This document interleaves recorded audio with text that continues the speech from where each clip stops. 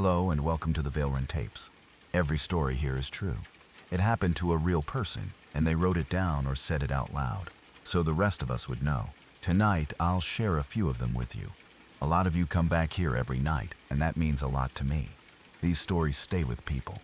That's just what they do.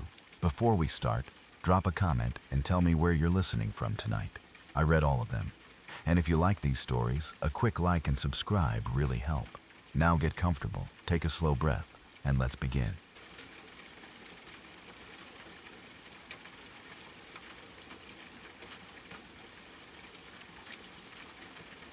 When I was a teenager, my best friend's family had a hobby that I thought was strange at first. They were really into collecting rocks, not just picking up something interesting from the side of the road. They would actually plan full trips around it. They would load up the truck, drive far out into the Arizona desert, and spend hours walking around looking for unusual stones, minerals, and anything else worth taking home. At first, I did not really understand the appeal. A rock was a rock to me, but I loved going with them anyway. The collecting itself almost became secondary. I liked getting out of town, riding through the desert, and spending the day somewhere with no buildings, no traffic, and almost nobody around. There was something peaceful about it. Arizona can look empty from the highway, but once you actually get out there, it is full of little details. Dry washes, strange formations, cactus, scrub, rust-colored ground, mountains sitting in the distance looking closer than they really are. My friend's parents knew a lot of areas where they liked to search. One of their favorites was reached by taking I-17 toward Bloody Basin Road and then heading west, farther into the desert. We had been out that way before. So on the trip I still think about, nothing felt unusual at the beginning. There were 5 of us. Me, my best friend, his sister, and his parents. We packed everything into the truck and headed out. I do not remember every detail of the drive anymore, but I remember the feeling of getting farther away from everything. The highway eventually gave way to smaller roads. Then, dirt. Then the kind of open country where you realize that if the truck broke down, getting help would not necessarily be simple. That never bothered me much back then. I was a teenager. Being far away from civilization felt exciting rather than dangerous. My friend's parents were experienced with these trips too. They knew where they were going. They had done this plenty of times. Once we arrived, everyone spread out. My friend and I usually wandered together. His parents would go one direction. His sister might go somewhere else. We all stayed within a reasonable distance of the truck, but not close enough to constantly see each other. That was normal. You could spend a long time walking around and barely think about anyone else. For most of the day, nothing happened. We looked for rocks, talked, walked through the desert, probably complained about the heat. It was exactly like the other trips I had taken with them. Then, sunset started getting closer. In the desert, that matters. The temperature changes. The light changes. Distances look different. You start thinking about getting back before darkness makes navigation harder. My friend and I began heading toward the truck. That was when we found the remains of some kind of structure. At least, that was what it looked like. There were old sections of what appeared to be a foundation or low wall.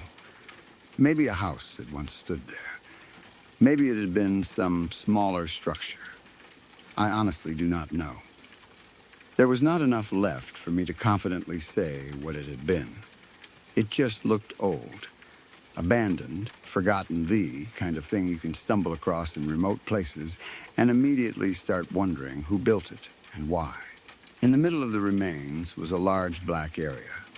It looked burned, like a fire had been there. Not a tiny campfire spot.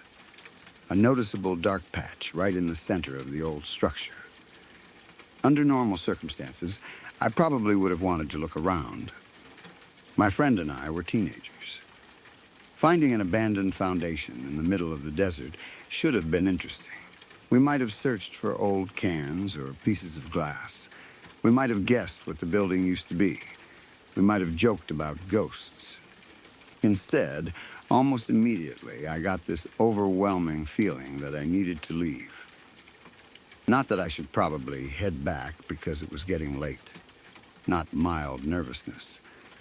It felt urgent. I needed to get away from that place. I cannot explain exactly what changed. I did not see anyone. I did not hear a threatening noise. Nothing moved around us. There was no animal charging through the brush. There was no voice telling us to leave. The place itself simply felt wrong. That word gets overused in scary stories, but I do not know how else to describe it. I suddenly did not want to stand there for another second. I looked at my friend. He had not said anything, but his expression had changed too. He looked concerned. Serious, the joking, relaxed mood was gone. Neither of us asked the other what was wrong. We did not need to. We just started moving. Quickly, not quite running, at least not at first, but definitely not taking our time. We headed straight back toward the truck. The whole way there, I had that same sensation. Leave, do not stop, just get back. When we reached the truck, the rest of his family was already there. That was a little unusual. Normally, people returned at slightly different times. Someone would still be walking back, someone would be putting things away, but everyone was there. We loaded up. Nobody really talked. That is what I remember most clearly about the beginning of the drive out. Silence. 5 people who had spent the whole day talking suddenly had nothing to say. The truck started moving. We left the area behind, and I had another strong feeling. Do not look back. I cannot tell you why. There was nothing logical about it. If I genuinely thought something dangerous was behind us, looking back would make sense. You would want to know whether a person or animal was following. But I did not want to see what was behind the truck. I remember keeping my eyes forward. The farther we drove, the more I wanted distance between us and that place. Nobody said anything about it. That matters. At the time, I did not know what everyone else was thinking. I only knew what I had felt. My friend and I had clearly both become uncomfortable near the old foundation, but we had not discussed it. I did not know anything about what his parents or sister had experienced in their own areas. We drove for a long time. From what I remember, it took roughly 45 minutes to get back toward I-17. Almost that entire drive was quiet. No one made jokes about being scared. No one said we had seen a ghost. No one tried to turn the experience into a story. We just drove.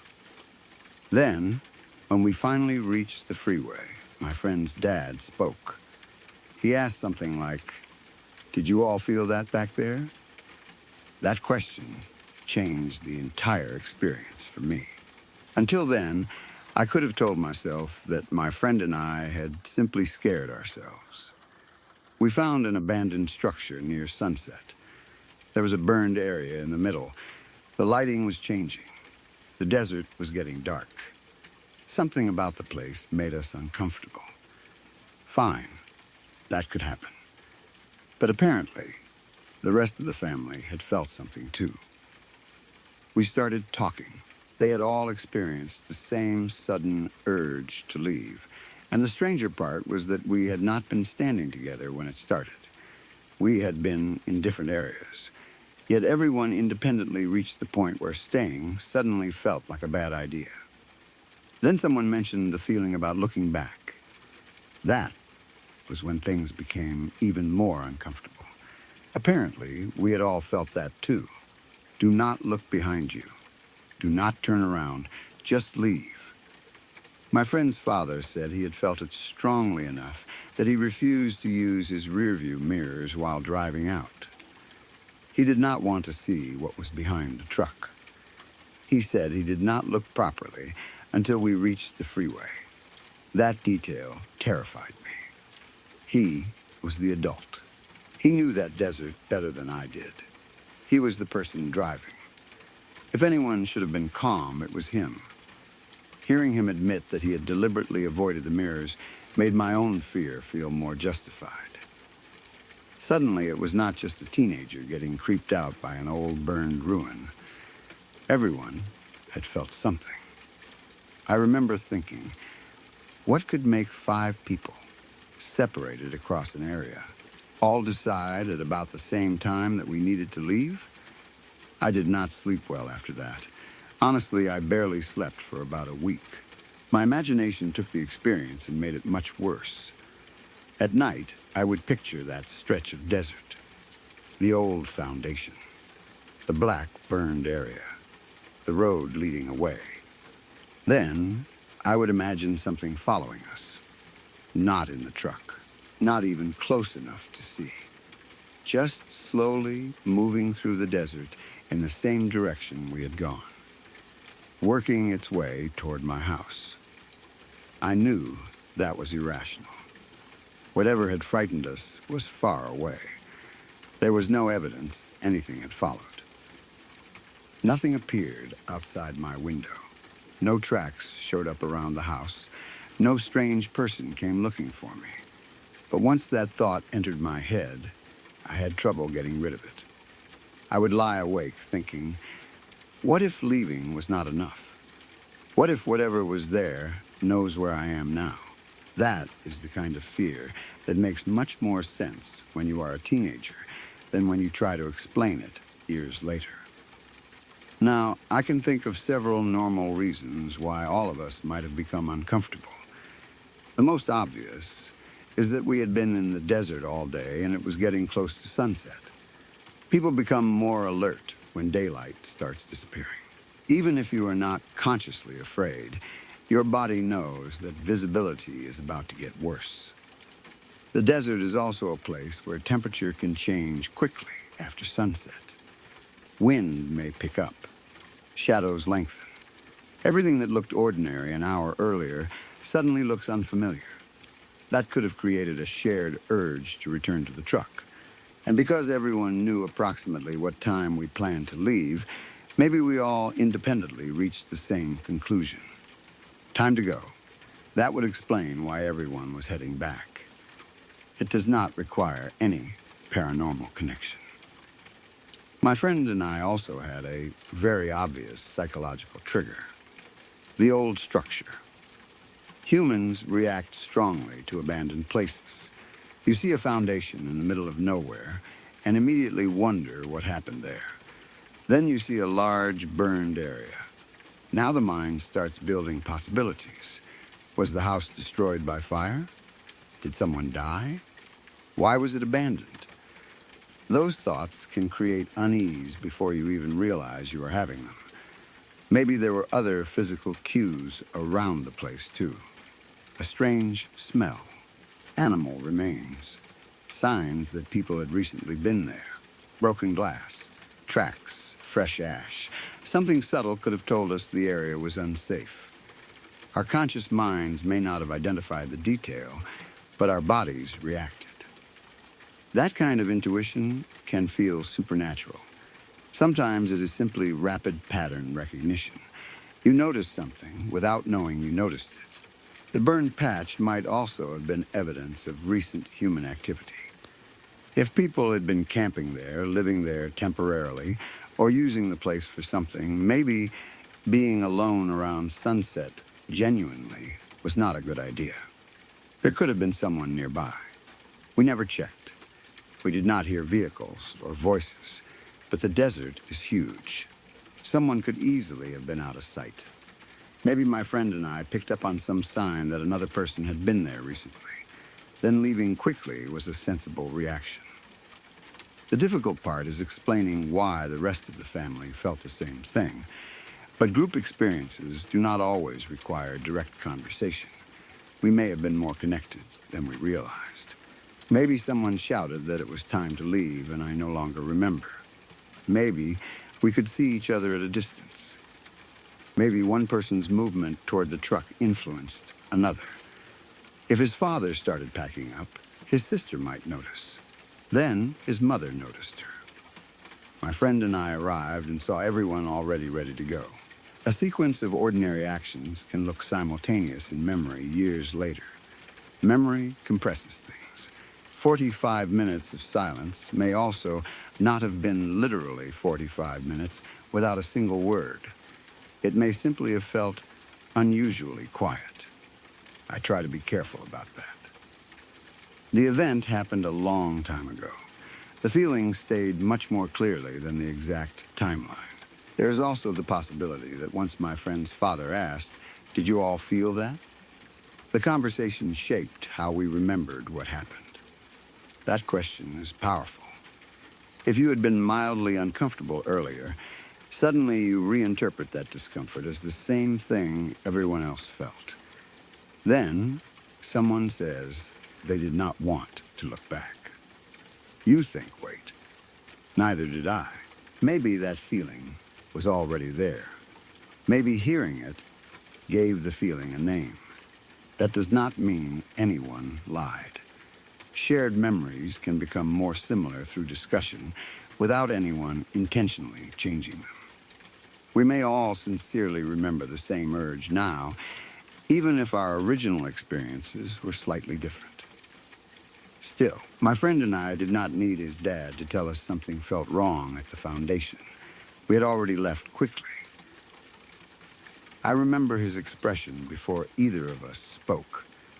That part happened before the group discussion. Something made both of us uneasy. Whether that something was paranormal is another question. The reluctance to look back also has a normal psychological explanation. Once you are frightened of a place, looking back feels like inviting yourself to see something. It is almost childlike. If I do not look, maybe nothing is there. That instinct appears in horror stories because it is common in real fear. Someone hears a noise behind them and suddenly does not want confirmation. There is a difference between fearing something might be following and actually seeing it. Not looking preserves uncertainty. Sometimes uncertainty feels safer. For my friend's dad, avoiding the mirrors may simply have been his way of controlling his own anxiety while focusing on driving. The road back was probably rough. He needed to navigate.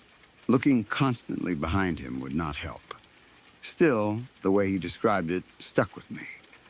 He did not say he forgot to check the mirrors. He said he refused. That sounded like fear. Adults were not supposed to be afraid of invisible things in the desert. At least that was how I saw adults then, so hearing him admit it gave the experience more weight. I have also wondered whether there was a natural environmental condition affecting everyone. The Arizona desert can produce strange sensations. Heat, dehydration, exhaustion, low blood sugar. Wind changes, rapid temperature drops.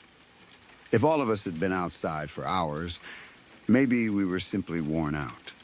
Even mild dehydration can make people irritable, tired, anxious, or uncomfortable. As sunset approached and the temperature shifted, everyone may have suddenly felt worse. That could produce a shared desire to leave. There might also have been weather changing somewhere beyond what we could see.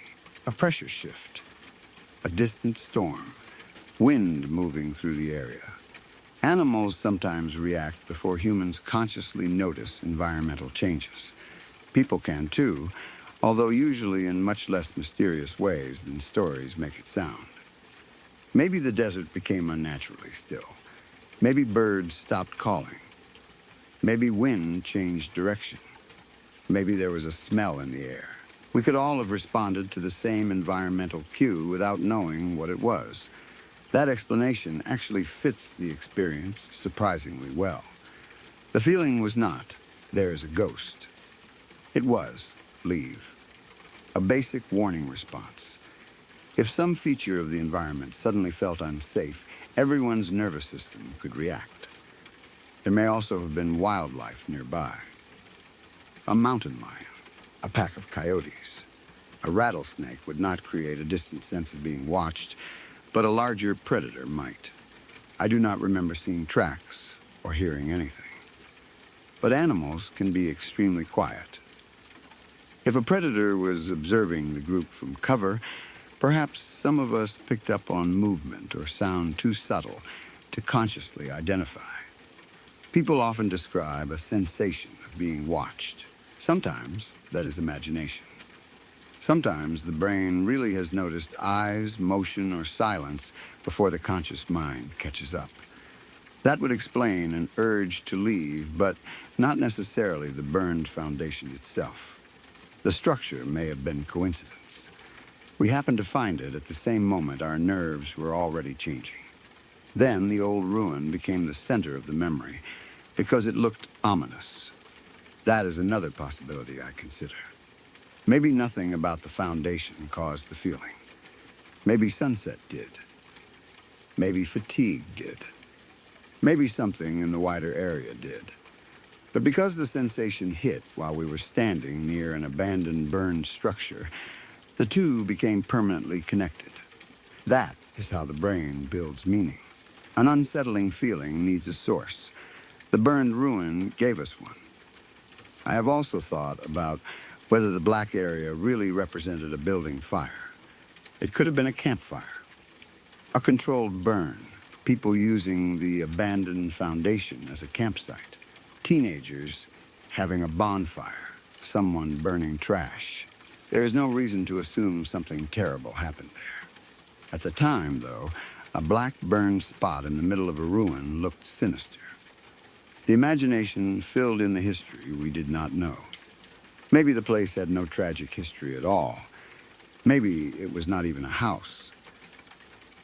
It could have been some ranch structure, equipment pad, or old utility foundation. The desert is full of remnants whose original purpose is not obvious. Without research, I cannot attach a story to it honestly. That is one reason I resist people who immediately say the place must have been haunted. Haunted by whom? Because there was fire? Because the building was old? That is not enough. What actually happened is interesting without inventing a dead person. 5 people felt uneasy. We left. That is the event. Everything else is interpretation. People sometimes roll their eyes when I tell this story. I understand why. Nothing appeared. There was no monster, no figure in the road, no voice, no object moved by itself. We simply became afraid of a place. That sounds weak if you were not there. How terrifying could a bad feeling be? Very, especially when you discover everyone else had it too. The fear was not dramatic. It was physical, a certainty that remaining there was the wrong choice. My friend's face confirmed it before he said anything. The family being at the truck confirmed something had changed for them too. Then his father's question on I-17 turned the entire experience from a private feeling into something shared. That was when the real fear began for me. Before that, I was mostly focused on leaving. After that, I started asking what we had left. That question kept me awake. I think that is why I spent the next week imagining something crossing the desert toward my house. The unknown is easy to expand. If I had seen a mountain lion near the foundation, the fear would have had a boundary. Mountain lion. Dangerous, we leave. Done. Instead, there was no visible source, so the mind can invent anything. Something watching, something attached to the place, something that noticed us, something following the truck. I knew there was no evidence for those ideas, but at night, logic was not much help. I would imagine that empty road stretching back toward Bloody Basin. Then the desert beyond it, miles of darkness. And somewhere out there, something taking its time. It sounds ridiculous now. At the time, it scared me enough that I struggled to sleep. No one ever came to my house. Nothing followed us. Nothing else happened. That is another important fact. Whatever the experience was, it ended when we left. There was no continuing haunting, no nightmares shared by the family that I know of, no strange injuries, no unexplained marks, no recurring sightings. That strongly supports the idea that the fear belonged to the location and the circumstances rather than some entity attaching itself to us. Even if the source was completely ordinary, I think leaving was still the correct decision. You do not need to know why your instincts are warning you before respecting them. If you are in a remote desert near sunset and suddenly everyone feels uncomfortable, going back to the truck is not a bad choice. Maybe there was a real danger we never identified. Maybe there was not. There was nothing to gain by staying. That is how I view it now. I do not need to call it paranormal to take the feeling seriously. Sometimes fear is misinformation. Sometimes it is useful. We left. Everyone got home safely. That is enough. But the memory remains strange because of how little communication happened before the decision. My friend and I saw the foundation. I felt the change. I looked at him. He looked wrong too. We moved. No discussion. At the truck, everyone was ready. No explanation. Drive, silence, do not look back. Then 45 minutes later, finally safe near the freeway, his dad asks the one question none of us had wanted to ask.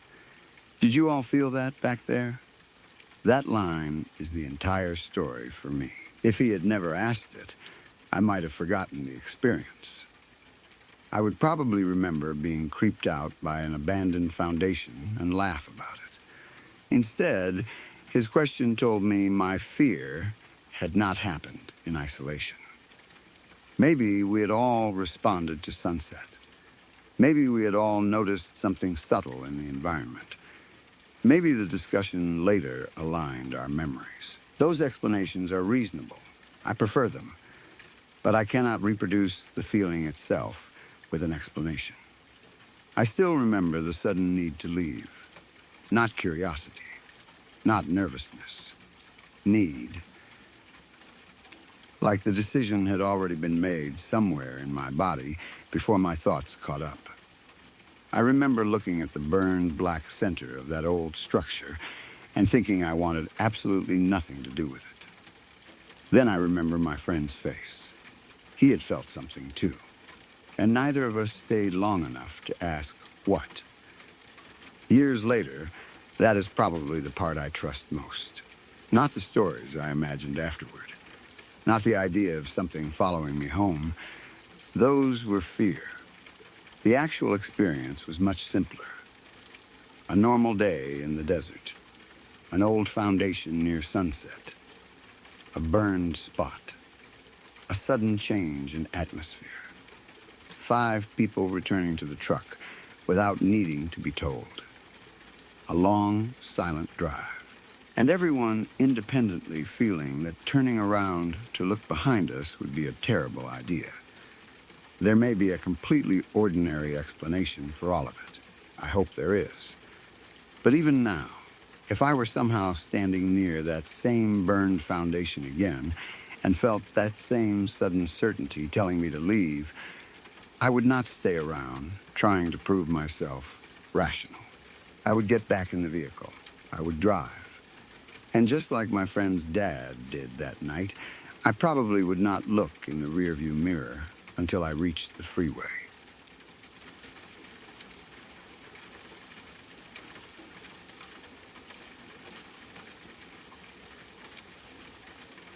I was around 4 or 5 years old when this happened, and even though it has been almost 2 decades, the memory has never really left me. At the time, I was with my brother and my aunt in a tropical country where the woods were nothing like the kind of forests people usually picture in colder places. It was thick, humid, and jungle-like. There were trees everywhere, plants growing over one another, insects constantly making noise, and water hidden between all that green. To me, being that young, the place felt enormous. My brother, my aunt, and I had gone out walking and playing near the woods. I do not remember exactly what game we were playing or why we went as far as we did. At that age, you do not always have a destination. You just follow the older people around, run ahead, stop to look at something interesting, then run again. Nothing about that day felt dangerous. My aunt was with us. My brother was there. We were close enough to where we were staying that nobody seemed worried. I was just a little kid enjoying being outside.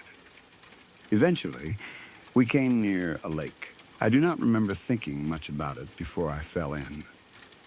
There was no dramatic warning, no animal noise, no strange feeling.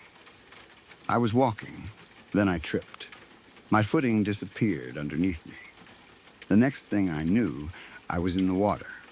It happened fast enough that I do not remember having time to scream before going under. The water closed over my head. For a second, everything became muffled. The sounds from the jungle disappeared. The voices of my aunt and brother vanished into that strange underwater quiet. I opened my eyes, and there was something in the lake with me, a fish. But in my memory, calling it simply a fish almost feels wrong. It looked enormous, massive, much larger than any fish I expected to see in a small lake where children were walking around nearby. I remember seeing the body move through the water and immediately freezing. It was not calmly drifting. It moved fast, ridiculously fast from the way I remember it. One moment it was there, huge in front of me, and then it shot through the water. I did not try to swim away. I did not kick. I did not reach for the surface. I just froze. I think I was too shocked to do anything. I was already scared because I had fallen unexpectedly into water, and then I opened my eyes and saw something huge moving nearby. At 4 or 5 years old, my brain did not stop to think about species. It did not think about perspective. It did not think about whether the fish was actually dangerous. All I understood was, that thing is huge. Then, my aunt grabbed me. She pulled me out of the water before I had much time to react. I remember coming back into the air suddenly. Everything was loud again. Breathing, water dripping, people talking, my aunt holding me. I had also hurt my knee when I fell. I must have hit a rock underwater because there was a cut there. It was not some imaginary little detail I added later. I had physically hit something when I went into the lake. I remember the pain becoming more noticeable once I was out of the water, and the immediate shock began wearing off. But the knee was not what I cared about. I started telling my aunt about the fish. I told her it had been huge. I tried to explain how big it looked. I said it moved incredibly fast. She did not believe me. Neither did my brother. From their point of view, I was a little kid who had unexpectedly fallen into a lake, panicked, and come out telling everyone there was a monster-sized fish underwater. I can understand why they did not immediately take me seriously. Children exaggerate. Children misunderstand size. Children get scared easily. And because neither of them had been underwater beside me, they had not seen what I saw. But I knew I had seen something. I kept insisting. There had been a fish. A really big fish. They still did not believe me. We went back to the house afterward. I showered, partly because I had been in lake water, and partly so the cut on my knee could be cleaned. I remember telling other family members about the fish, too. Nobody really believed me. Maybe they thought I was trying to make the fall sound more exciting. Maybe they thought I had seen an ordinary fish and my fear made it look larger. Maybe they assumed I had imagined the whole thing because I was so young. The reaction was basically the same no matter who I told. Nobody seemed to think there had actually been some enormous fish in the lake. A few days later, we left. Life moved on. But that moment underwater stayed. That is what surprises me. I have forgotten countless things from that age. Entire days are gone. I do not remember every toy I owned. I do not remember every meal. I do not remember most conversations. But I remember falling into that lake. I remember opening my eyes. And I remember the shape of that fish moving through the water. Even now, almost 20 years later, I can still picture it. That does not necessarily mean the fish was as enormous as I remember. That is something I have had to admit as I got older. Underwater vision can be deceptive, especially when you are a little kid who has just fallen in unexpectedly. Objects can look different in size and distance underwater because light bends as it moves between water and the eye. Without clear reference points, judging how far away something is can be difficult. A fish that is closer than you realize may look enormous. A fish farther away can look closer depending on water clarity, lighting, and angle. At 4 or 5 years old, I would have had no experience estimating those things. I was not a diver.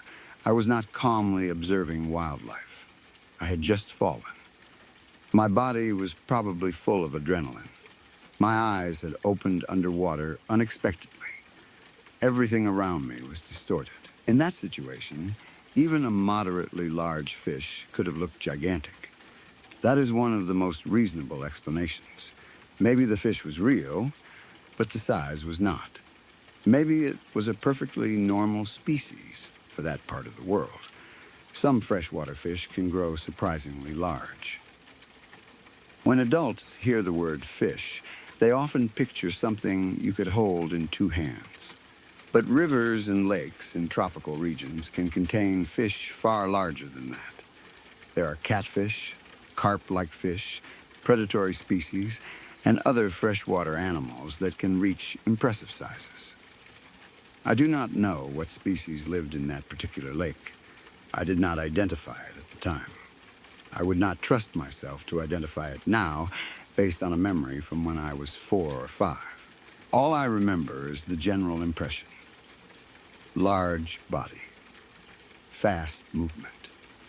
Fish, that is not enough to name it. It is entirely possible I encountered a genuinely large fish that my family simply did not know was there. Maybe it lived deeper in the lake and rarely came near the edge. Maybe my fall startled it. That could explain why it moved so fast. From my perspective, I fell in and saw a huge fish suddenly shoot away. From the fish's perspective, a loud human child crashed into its environment, and it immediately fled. That is probably a much more reasonable way to interpret the speed. I remember it as moving like crazy, almost unnaturally fast. But frightened fish are fast. Water is their environment. They can accelerate in ways that look shocking when you are used to seeing animals move on land. A large fish that had been sitting quietly near the edge could disappear in seconds once startled. I would have had no chance to follow its movement. The fact that it swam away also matters. It did not attack me. It did not circle back. It did not open its mouth. It did not grab me. Nothing about its behavior suggests some monster waiting for children. It seems much more like an animal startled by my sudden arrival. That interpretation makes the memory less supernatural, but not less frightening. Seeing a large animal unexpectedly from a few feet away can be terrifying even when the animal is trying to escape. There is also the possibility that what I saw was not one fish at all. Underwater, vegetation can move. Branches, leaves, dark shapes. Sediment. When I fell, I probably disturbed the bottom. The impact may have kicked up mud or debris. A real smaller fish could have moved through that cloud, and my young brain may have combined several shapes into one much larger body. For example, imagine a large dark log underwater. A fish swims past it. For a second, the movement and the stationary shape line up. To a frightened child, it looks like one enormous animal. Then, the fish darts away. and the body seems to vanish. I have no way to know whether something like that happened. I only had a few seconds underwater. And memories made at 4 or 5 years old are not perfect recordings. That is important. The fact that I remember the incident vividly does not mean every visual detail is exact. Emotion makes memories last. Fear tells the brain, remember this. The exact measurements do not necessarily survive. How long was the fish? How far away was it? What color was it? What shape was the tail? I cannot reliably answer those questions. The feelings survived more clearly than the anatomy. Huge, fast, close, those are emotional impressions as much as physical descriptions. If I had been 15 instead of 5, I might have surfaced and said, there was a big fish down there. At 4, big can become enormous. Think about how large everything seems when you are small. A normal adult seems huge. A swimming pool seems endless. A backyard seems like a world. The same fish seen now might still be impressive, but not impossible. That is another grounded explanation. I was tiny. The fish was large relative to me. The memory preserved that comparison. Still, I do not think I imagined the fish completely. There was no reason for me to invent one. I fell into water. I opened my eyes. Something moved. I saw it clearly enough that the first thing I wanted to talk about after being pulled out was the animal, not just the fact that I had fallen. That suggests there probably was some real visual stimulus. Maybe I misjudged it. Maybe I misunderstood what I saw. But something in that water frightened me. My family not believing me does not mean it was not there. They did not look underwater. My aunt's priority was pulling me out, not checking for wildlife. My brother was above the surface. Neither would necessarily have seen a fish below me. If the animal immediately swam deeper or away from the shore, it could be completely gone by the time they looked. And because I was 4 or 5, my story probably did not sound credible. Imagine hearing a little kid say, there was a giant fish. The obvious response is, sure there was. That is probably what happened. I also wonder whether the lake was actually deeper than it appeared. In tropical areas, water can be dark because of plants, sediment, or tannins. The edge may look shallow while dropping off quickly. If a larger fish had access to deeper water, there would be nothing strange about it occasionally coming closer to shore. I had no understanding of the lake's ecosystem. To me, it was just water in the woods. Adults sometimes make the same mistake. We assume a small-looking body of water cannot contain large animals. Then, someone catches something enormous from it. Fish grow where food, oxygen, and habitat allow them to grow. The appearance of the lake from shore tells you very little. There may also have been a connected river or stream nearby. Seasonal flooding in tropical regions can connect waterways that appear isolated during other parts of the year. A fish could move into a lake and remain there. Again, I do not know the location well enough now to say. Those are just possibilities. I have never wanted to turn the story into some legend about an unknown creature. I cannot say I discovered anything mysterious. I saw a fish. The mystery is how large it really was. People sometimes hear stories like this and immediately jump to prehistoric animals or undiscovered monsters. I do not think that is necessary. The world already has some very large fish. You do not need a monster to terrify a 4-year-old underwater. You just need a fish bigger than the child expects.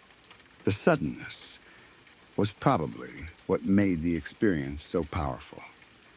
If someone had told me beforehand, there are big fish in this lake, then I stood safely on shore and saw one near the surface, I might have been excited. Instead, I fell into its environment without warning. For those few seconds, I was not looking at it through glass. I was not standing above it. I was in the water with it. That changes everything. Water removes a lot of the control we have on land. You cannot run normally. You cannot hear normally. You cannot see as clearly. At 4 or 5, I may not even have been a strong swimmer. So opening my eyes and seeing something huge move near me would instantly create helplessness. I could not outrun it. I could not understand it. I froze. Luckily, my aunt was close enough to pull me out almost immediately. If she had been farther away, the story might have been more dangerous for reasons completely unrelated to the fish. A young child unexpectedly falling into a lake is already an emergency. The fish was probably trying to get away from me. The water itself was the real danger. That is something I understand now. My cut knee also tells me how chaotic the fall was. I hit a rock hard enough to break the skin. That means I probably tumbled rather than entered the water cleanly. My head orientation may have been unusual. Maybe I was looking sideways or downward. That makes distance even harder to judge. Sediment could have been disturbed. Bubbles may have been moving around me. The entire scene was probably visually confusing. In that confusion, one large moving animal would dominate everything. I sometimes wonder what would have happened if my aunt had believed me. Maybe an adult would have gone back and looked. Maybe someone familiar with the area could have said, "Oh yes, those fish live there," and the mystery would have ended that day. Instead, everyone dismissed it. That probably helped preserve the story. Because nobody gave the fish a name, it remained simply the enormous fish. A known species becomes ordinary. An unidentified thing stays large in memory. If someone had told 5-year-old me that it was a catfish or some local species, I might not remember it now. But nobody believed me. So I kept the memory as mine. I saw it. They did not. That feeling can make a childhood memory surprisingly stubborn. You remember not only the event, but the frustration of everyone telling you it probably did not happen the way you said.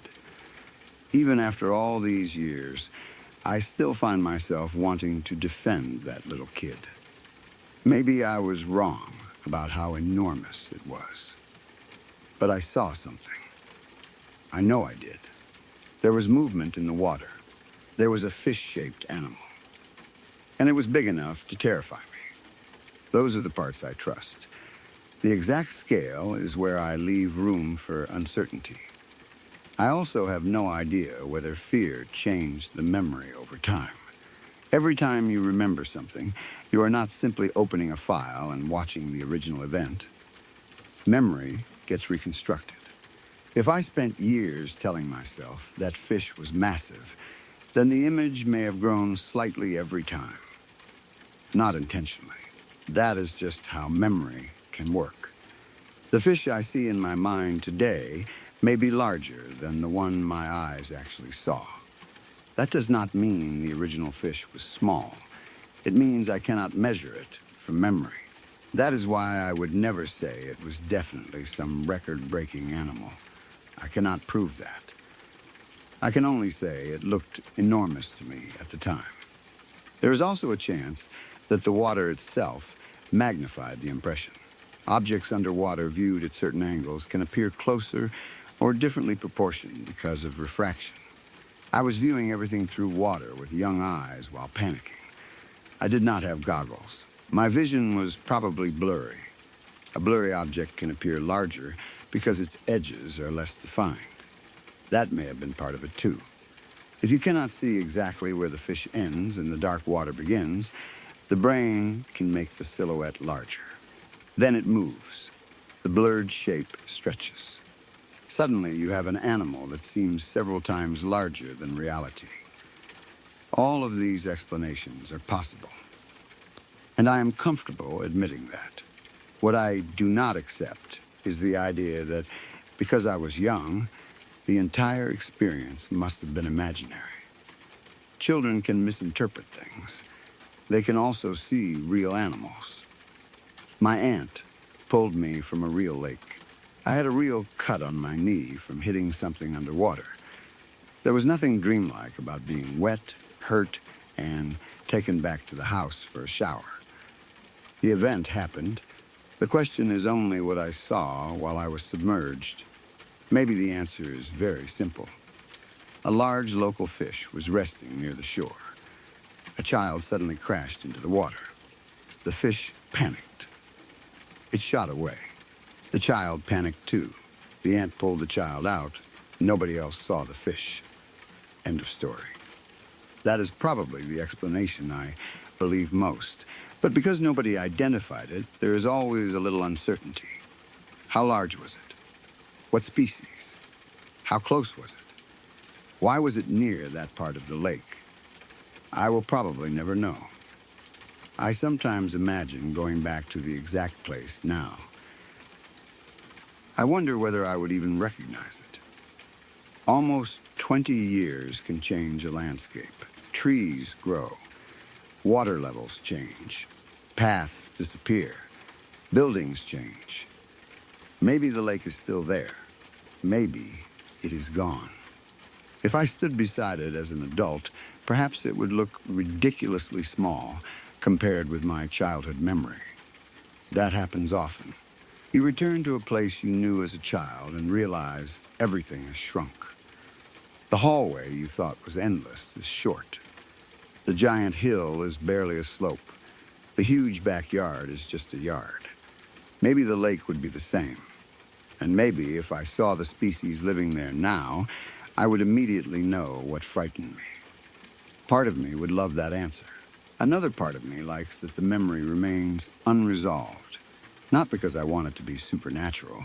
It was just one of those childhood moments where the world suddenly became much larger than I understood. I thought I knew what was in that forest. Trees, rocks, water. Then I fell through the surface of the lake and, for a few seconds, saw a world underneath it that I had not even considered. Something was already living there. Something large enough to make me freeze completely. That realization alone is frightening when you are 4 or 5. The jungle above the water was familiar. Underneath was not. Even now, when I think about the story, I do not picture my aunt pulling me out first. I picture those seconds before she did. My eyes open underwater. Everything muted, green or dark water around me. My knee already cut from the rock, though I probably had not felt the pain yet. And then that huge shape moving. I remember how fast it seemed, how effortlessly it crossed the water, how completely helpless I felt compared with it. Then hands grabbed me from above. The surface broke. Air, voices, safety. I started talking about the fish almost immediately. Nobody believed me. My aunt had seen only a child fall into water. My brother had seen only the splash. My family later heard only the story of a 4 or 5-year-old insisting there had been something enormous underneath. I understand why they doubted me. If a child told me the same thing now, I would probably assume the fish looked bigger because of panic and perspective. I might be right, but I would believe the child saw something. Because I still remember exactly what it felt like to be the only person who had been below the surface. The fish did not have to be a monster. It did not have to be unknown. It did not even have to be as large as my memory tells me it was. It only had to be there. And whatever its real size was, for a few seconds in that lake. It was large enough that I forgot about the fall, forgot about my injured knee, and forgot to even try to get back to the surface. I just froze and watched it disappear through the water until my aunt reached in and pulled me out.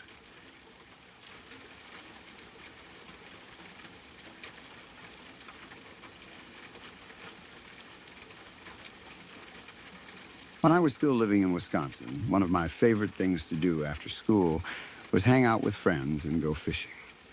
During the warmer months, the humidity could get uncomfortable during the day, so we usually waited until evening or nighttime. Once the sun went down, the temperature became much easier to deal with.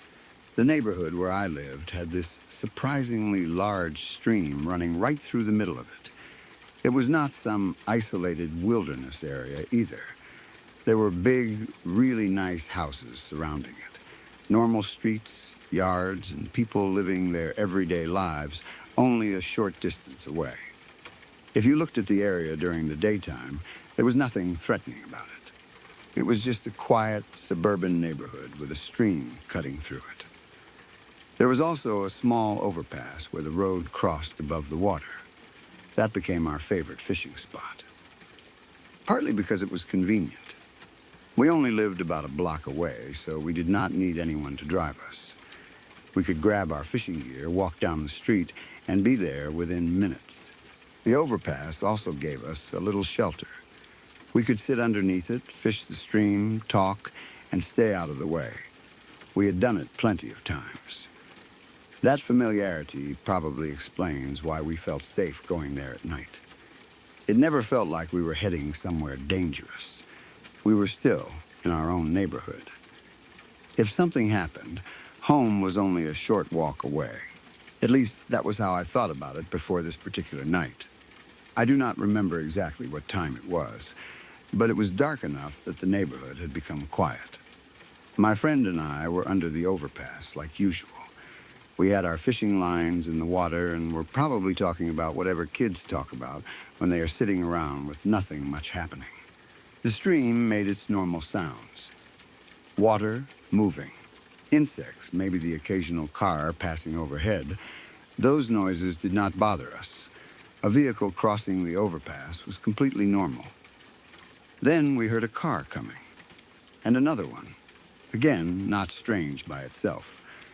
We were underneath a road. Cars were supposed to drive over it. But instead of continuing past, both vehicles slowed down. Then they stopped. We could hear them park above us. That got our attention. My friend and I became quiet. At first I figured maybe someone had pulled over to talk. Maybe two people knew each other and happened to stop. Maybe one car had a problem. There were plenty of normal possibilities. Then we heard voices. Two or more people were talking above us. They were speaking quietly. Really quietly. We could hear enough to know there was a conversation happening, but we could not clearly make out every word. The acoustics under that bridge made everything strange. A voice from above could travel through the concrete and open space, then mix with the sound of the water. You would hear a few words or a tone, then lose the rest. My friend and I listened. Neither of us said much. The longer the conversation continued, the more suspicious it seemed. At some point, we both started thinking the same thing. This sounds like a drug deal. I cannot say now that it definitely was. That is important. We never saw anybody exchange drugs. We never heard someone clearly say anything like that. We were underneath an overpass, in the dark, listening to a quiet conversation between people who had arrived in separate cars. Our minds filled in the rest. But at the time, it felt obvious. Two cars had driven to a quiet spot in the middle of the night. They parked close together. The people were talking in low voices. They seemed to be trying not to attract attention. To us, that meant they were doing something illegal. And if they were doing something illegal, we suddenly had a much bigger problem. We were directly underneath them. We had been there first. They probably did not know we were there. That realization scared me more than the possibility of drugs itself. If those people were just meeting for some harmless private conversation, then there was nothing to worry about. But if they were committing a crime and discovered two kids hiding under the bridge listening to them, we had no idea how they might react. Would they just leave? Would they threaten us? Would they come down to see who we were? We did not want to find out. So we went completely quiet. Fishing stopped mattering. We tried not to move. Every tiny sound suddenly seemed too loud. The water did not sound peaceful anymore. It sounded like something that might cover our noise, which was good, but it also made it harder to hear exactly what was happening above us. I remember being very aware of our gear. A fishing pole touching concrete, a tackle box shifting, shoes scraping against the ground. Any of those things could make a noise. Normally, we would not care. Now I was thinking about every movement before making it. Do not bump anything. Do not cough. Do not talk. Do not let them know we are here. It is strange how fast a familiar place can change. 10 minutes earlier, that overpass had been our spot. We knew it. We felt comfortable there. Now, it felt like a hiding place. The concrete above us suddenly seemed thin. The road that connected us to the neighborhood also trapped us beneath whoever had stopped there. I kept wondering whether we should leave. Home was only about a block away. Normally, that would have made escaping easy. But leaving meant coming out from underneath the overpass. If we climbed up or walked out where they could see us, we would reveal that we had been there the whole time. If the people above really were involved in something illegal, that seemed like exactly what we should not do. So we stayed. The conversation continued. Minutes passed, then more. At first, I kept expecting it to end quickly. If it really was some kind of exchange, how long could it take? A few minutes? Hand something over. Take money. Leave, but they did not leave. The voices kept going. That made the situation harder to understand. Maybe it was not a drug deal. Maybe it was just two people having a private conversation. Maybe they were friends. Maybe one of them was dealing with some personal problem and wanted somewhere quiet to talk. The longer they stayed, the more those normal explanations made sense.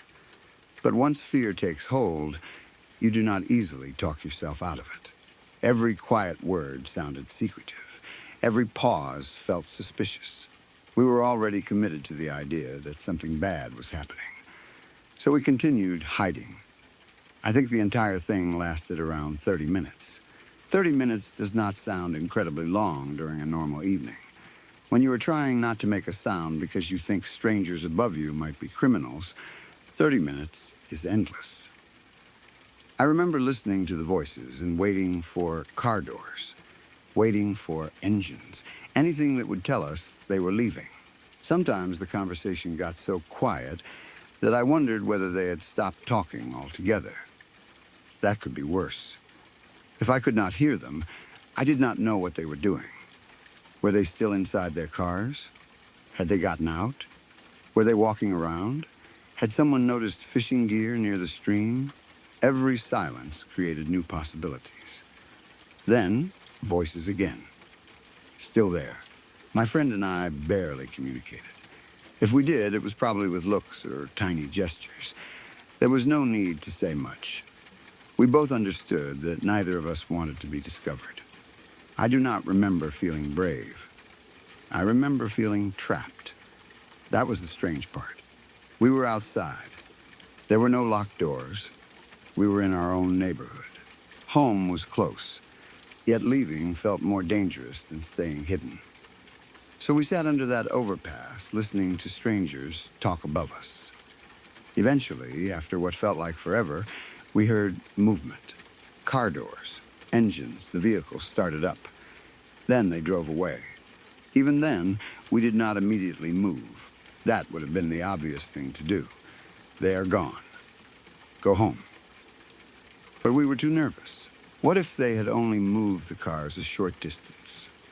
What if one had stopped around the corner? What if someone had stayed behind? That may sound paranoid, but at that point, we had spent half an hour convincing ourselves we had just witnessed something criminal. Our fear was fully activated. So we waited another 10 minutes.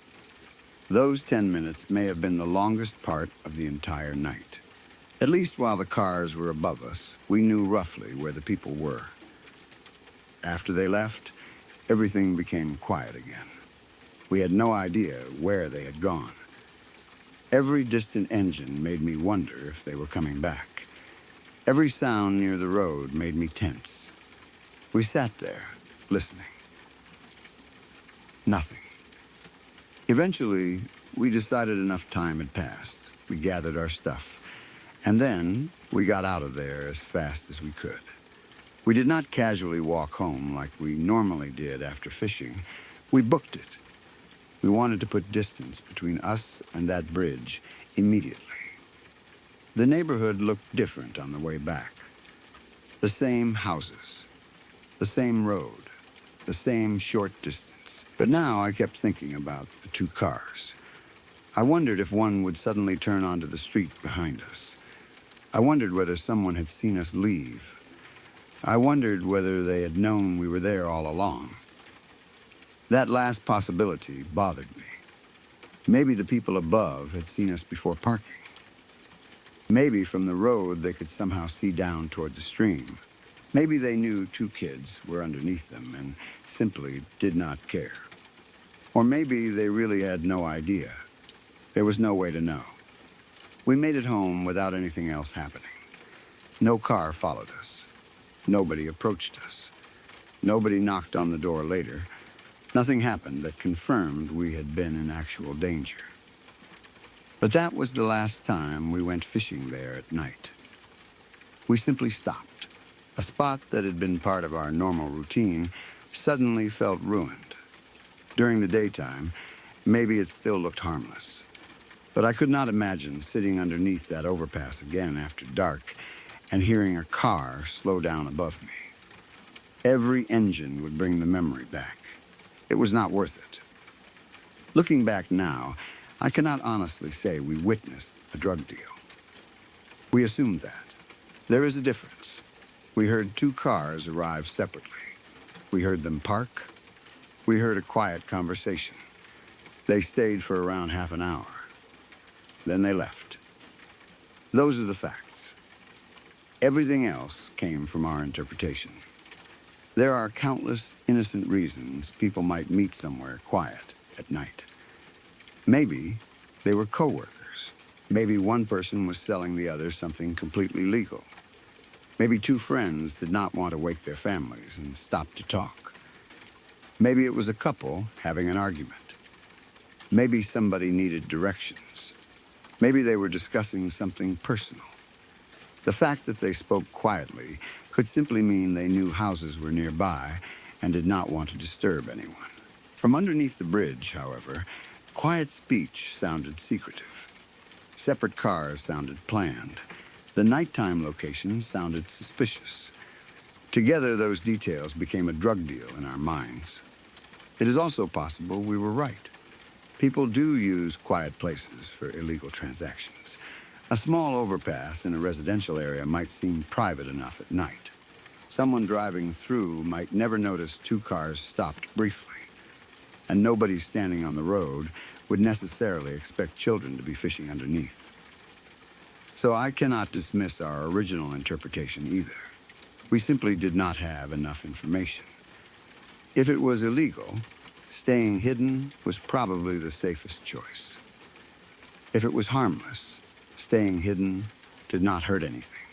Either way, there was no reason for us to announce ourselves. The story still scares me more as a human situation than any supernatural story could. There was no ghost, no creature, no mysterious light. Just the possibility that we were accidentally present for something we were not supposed to see. That can be more frightening, because people are unpredictable. If you see an animal, you can usually understand what it wants. Food, space, escape. A stranger who believes you witnessed a crime is different. You have no idea what that person is willing to do. As kids, we probably imagined the worst possible version. Maybe we thought they would hurt us just for being there. I do not know whether that was realistic. But we did not want to test it. I also think being underneath the overpass made everything feel more intense. We could hear them without seeing them. That is a terrible combination when you are already afraid. If we had been watching from a window across the street, maybe we could have seen normal body language. Two people leaning against cars, laughing, shaking hands. Maybe it would have looked harmless. Instead, we had only voices. Muffled voices are easy to misunderstand. Tone becomes more important than words. A quiet conversation can sound serious because you cannot hear the jokes. A pause can sound threatening because you cannot see someone checking their phone.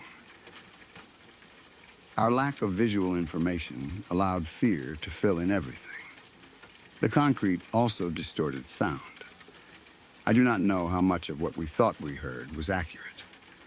A normal speaking voice from above may have sounded whispered. The stream could have covered some frequencies and made speech seem quieter. Echoes from the bridge could make voices sound closer or farther away. Maybe the people were not deliberately talking quietly at all. That is something I did not understand then. At the time, I thought they're whispering because they don't want anyone to hear them. That interpretation made everything else worse. There may also have been more than two people. I remember two cars and voices, but I could not see anyone. Maybe there were two, maybe three. Maybe one person remained inside a vehicle. The uncertainty added to the fear. If we had decided to run, we would not even know how many people might see us. I think staying hidden was sensible. What would confrontation have accomplished? Nothing. We were kids with fishing poles. We had no business asking strangers what they were doing. And even if they were simply talking, walking up at night and saying, "Hey, we were listening to your conversation from underneath the bridge," would be awkward at best. So silence was the right choice. What I would do differently now is probably use a phone if I had one and genuinely believed I was witnessing something dangerous. Not necessarily call the police over a vague conversation, but at least contact someone. Let somebody know where I was. If we felt trapped, we could ask an adult to come nearby. But when you are young, you do not always think that way. The entire plan became stay quiet, wait, run home. It worked. Sometimes I wonder whether our parents ever knew why we stopped going there. Maybe we just found another hobby. Maybe we never explained it. To an adult, the story might not even have sounded that frightening.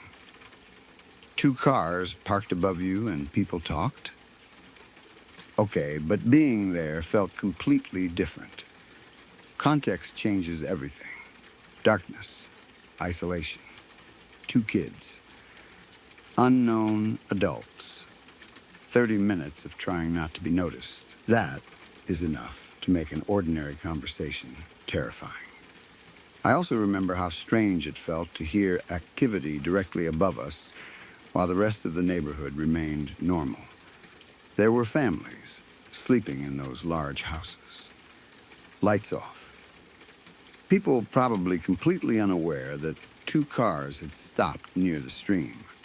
We were only a block from home, yet it felt like we had stumbled into a hidden side of the neighborhood.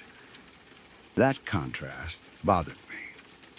The place was supposed to be safe because it was familiar. But familiar places can still contain things you do not know about. Maybe people met there regularly at night. Maybe we had been fishing beneath them on other evenings without noticing. Maybe this was the first time timing put us there together. After that night, I could never see the overpass as just a fishing spot. I imagined what else might happen there after everyone went to bed. That probably exaggerated the danger in my mind. One unexplained event can rewrite an entire location. Before, the bridge where we fish. After, the place where those cars stopped. Nothing about the physical bridge changed. Our relationship to it did. That was enough to keep us away. I do not think we were cowards for never going back. Fishing was supposed to be relaxing. Once the spot made us nervous, there were other places to fish. There was no reason to prove anything. Sometimes people make the mistake of returning to a frightening place because they want confirmation. They want to show themselves there was nothing to fear. We did not care.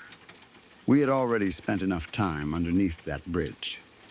The 30-minute conversation also remains strange to me because it does not fit the quick drug deal image we originally had. If all they needed was to exchange something, why stay that long? Maybe it was a larger conversation about money or business. Or maybe that is evidence we were completely wrong. Maybe two friends pulled over to talk privately for half an hour. That is extremely normal. One person might have been going through a breakup. Someone may have needed advice. Maybe they had family problems. Maybe they met there because it was halfway between their houses. We will never know. And honestly, the people themselves may never know they scared us. They could remember that night as completely ordinary. Two people park, talk, leave. Meanwhile, underneath them, two kids are holding their breath and imagining every possible bad outcome. That is almost funny now. Almost, but I still think our caution was justified. Even if there is only a small chance that strangers are doing something dangerous, you do not need to reveal yourself. We had nothing to gain from being noticed. The safest move was the one we chose. Stay hidden until they leave. Give them extra time. Then go home. What I remember most clearly is the transition from normal to threatening. We heard the cars. Normal, they parked. Slightly strange. Voices, still explainable. Quiet voices. Suspicious. Minutes pass. Now we are convinced. Then suddenly every sound we make feels dangerous. That progression happened without any direct threat. Nobody said, "We know you're under there." Nobody came down. Nobody pointed a weapon. Nothing happened to us. Fear came entirely from what might happen if we were discovered. That kind of fear can be powerful because there is no way to measure it. If someone threatens you directly, at least you know what you are dealing with. When you are hiding from people who may not even know you exist, the imagination does all the work. Every possible scenario stays open. Maybe they are harmless. Maybe they are dangerous. Maybe they already know. Maybe someone is coming down the embankment right now. You cannot check without risking exposure. So you wait. I think that was why we waited the extra 10 minutes after the cars left. We had already spent so long imagining danger that the sound of engines leaving was not enough to switch the fear off. We needed silence. Then, more silence. Only when nothing happened for several minutes did we finally move. Even then, we ran. That tells me how scared we actually were. If we had truly believed the situation was harmless, we would have walked home. We did not. We wanted out of there. Fast, I remember the feeling of finally getting away from the stream. Once there were houses around us again and we were close to home, the tension started fading. Nothing followed. The world returned to normal. That is often how fear works. You cross some invisible line and suddenly feel safe again. For us, home was that line. Afterward, I probably replayed the conversation in my head, trying to remember words I had not actually understood. That is another problem with experiences like this. The more you think about unclear speech, the more your brain tries to turn it into something meaningful. Maybe I convinced myself I had heard certain phrases. Money, something being exchanged. Whatever, but because I do not clearly remember exact words now, I do not want to add them. The truth is that it sounded suspicious to us. That is enough. I do not need to make the strangers more criminal than the evidence supports. They may have done absolutely nothing illegal. The fear was still real. And if I had children who told me the same story now, I would tell them they did the right thing by not approaching. Then I would probably tell them not to fish alone under an overpass late at night anymore. Not because every parked car contains criminals, because hidden areas create vulnerability. If something goes wrong, people nearby may not know you are there. The same cover that made the fishing spot comfortable also hid us from the street. That worked in our favor that night, because the strangers probably never noticed us. But in another situation, it could work against you. Nobody in those nice houses might hear you calling for help. As kids, we did not think about any of that. We thought being a block from home meant we were safe. That night taught me distance is not the only thing that matters. You can be close to home and still be somewhere nobody can see you. That is probably the lesson I remember most. The overpass was not suddenly evil. It was simply more isolated than I had realized. And once strangers stopped directly above us, we understood that very quickly. Years later, I still cannot tell you what those people were doing. Maybe my friend and I witnessed a drug deal. Maybe we overheard the world's least interesting private conversation and scared ourselves half to death over nothing. Both are possible. What I know is that 2 cars arrived separately at night, parked above the bridge where we were hidden, and the people stayed there speaking quietly for roughly half an hour. We were scared enough that neither of us wanted to make a sound. When they finally left, we still waited another 10 minutes. Then we grabbed our gear and ran home. We never fished there again. No ghost followed us. No monster came out of the water. Nothing supernatural happened at all. But that night remains one of the clearest examples I can remember of how quickly a safe place can stop feeling safe. All it took was hearing 2 cars stop above us. Then, voices. Low enough that we could not understand what was being said. Close enough that we knew the people were only a few feet overhead. And for 30 minutes, my friend and I sat silently underneath that bridge, hoping whoever was up there would finish whatever they had come to do without ever realizing there were 2 kids below them listening to every muffled word.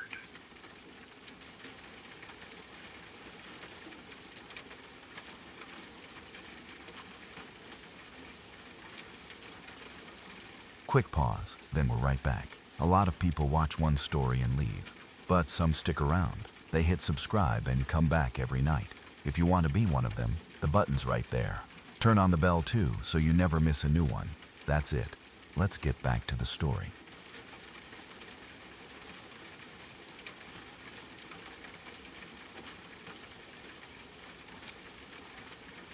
My scariest experience happened only a few days ago during a school trip to a lake called Pike Lake. It was supposed to be a completely normal day. Our school had taken us there as a group, and everyone was having a good time. People were talking, messing around, exploring the area, and doing the kinds of activities you would expect on a school trip. At one point, we were pond dipping, and I managed to get my pants wet. That was basically the mood of the day. Nothing serious, just a bunch of kids outside having fun and being a little stupid. There was a small path that went through a wooded area and led to the restrooms. The woods were not some massive wilderness where you could disappear for hours. It was just a stretch of trees between the main picnic area and the bathrooms. We had been running through there earlier. My friends and I were being little hooligans, chasing each other around and not taking anything seriously. I had already gone through those woods without anything happening. There was no creepy story attached to them. No one had warned me about the place. I had not seen anything strange, so I had no reason to be afraid of that trail. Eventually, lunch came. Everyone gathered around the picnic tables. People were eating, laughing, and talking about the day. Everything still felt normal. Then I realized I needed to use the bathroom. I got up and headed toward the path through the woods. The moment I entered the trees, something changed. It happened almost immediately. I got this horrible feeling in my stomach. A knot. Not normal nervousness. Not just the feeling of needing to use the bathroom. It was much stronger than that. It felt like something was wrong, seriously wrong. The only way I knew how to describe it was that it felt like death. I know that sounds dramatic. I did not literally see anyone die. I did not hear anything threatening. There was no person standing in front of me. But the feeling was so dark and intense that my brain connected it with danger immediately. Everything in me suddenly wanted to turn around. The weirdest part was that nothing visible had changed.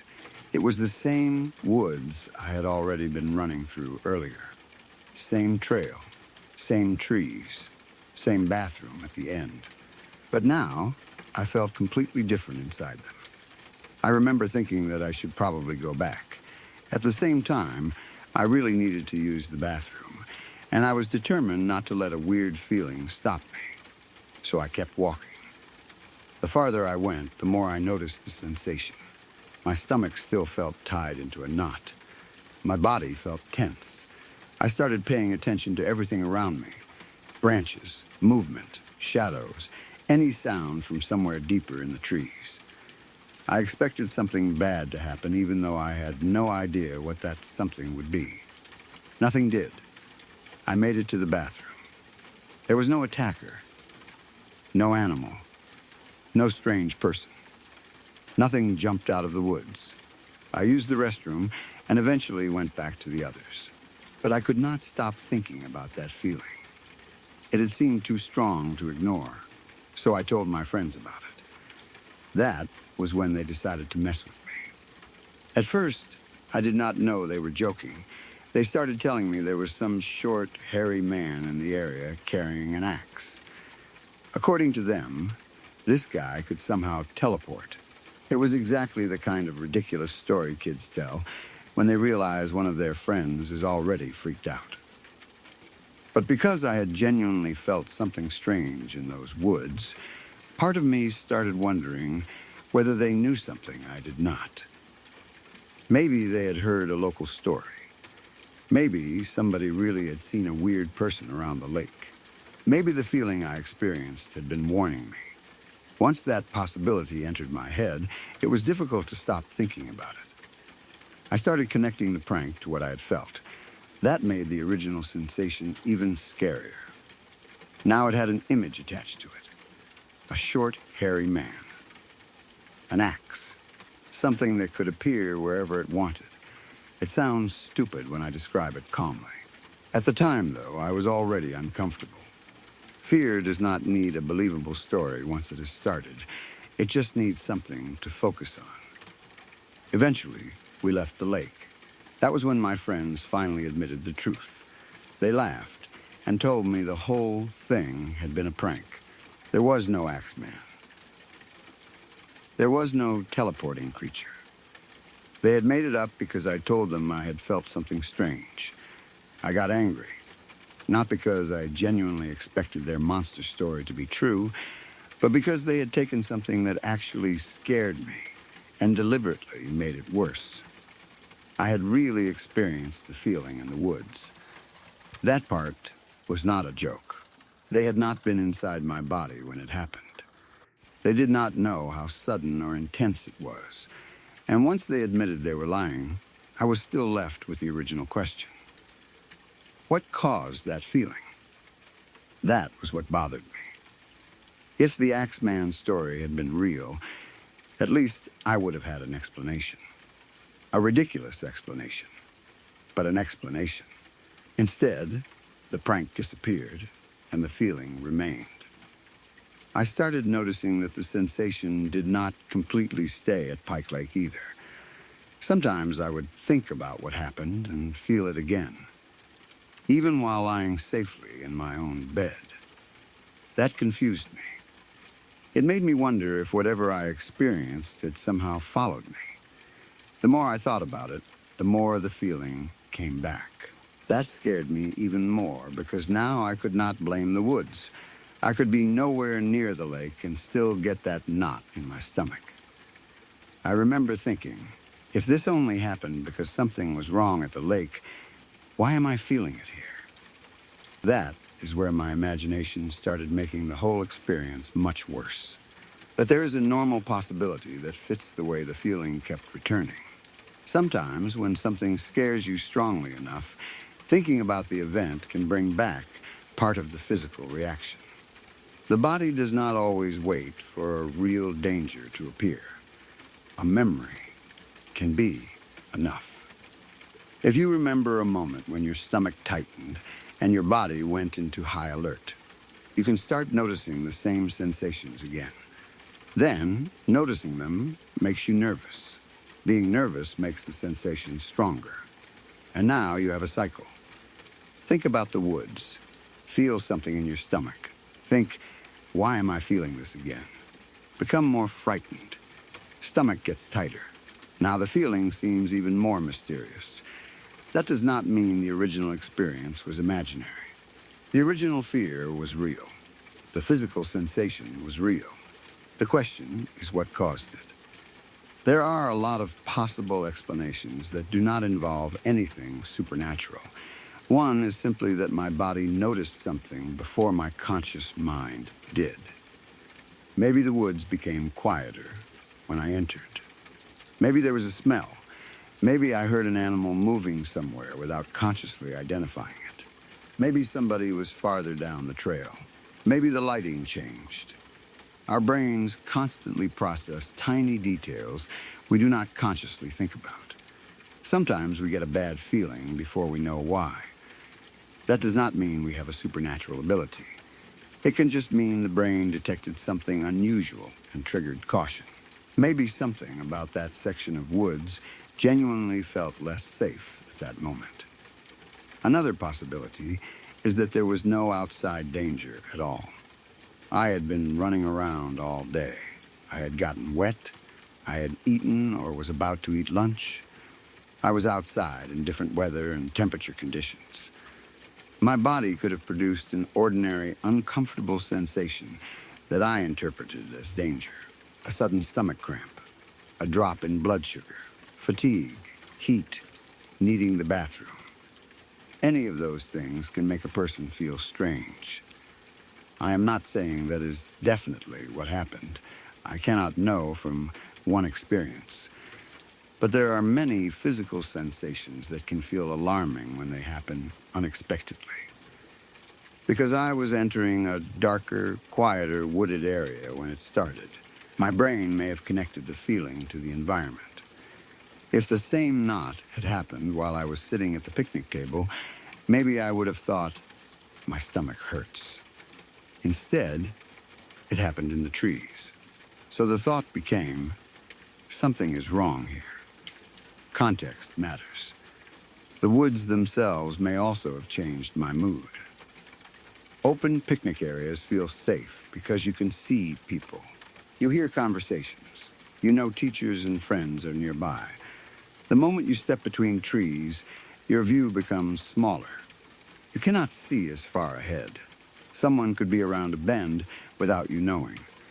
Normal sounds become harder to identify. Even if you are only a short distance from a crowd, the space can suddenly feel isolated. That alone can trigger a little fear. If I was already slightly anxious for some unrelated reason, entering that environment might have pushed the feeling over the edge. Then, once I noticed the fear, I began monitoring it. That almost always makes uncomfortable sensations more obvious.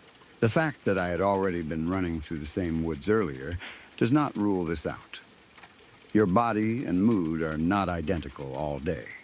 A place that feels fun while you are running with friends can feel completely different when you enter it alone. That is a huge difference. Earlier, I had people around me.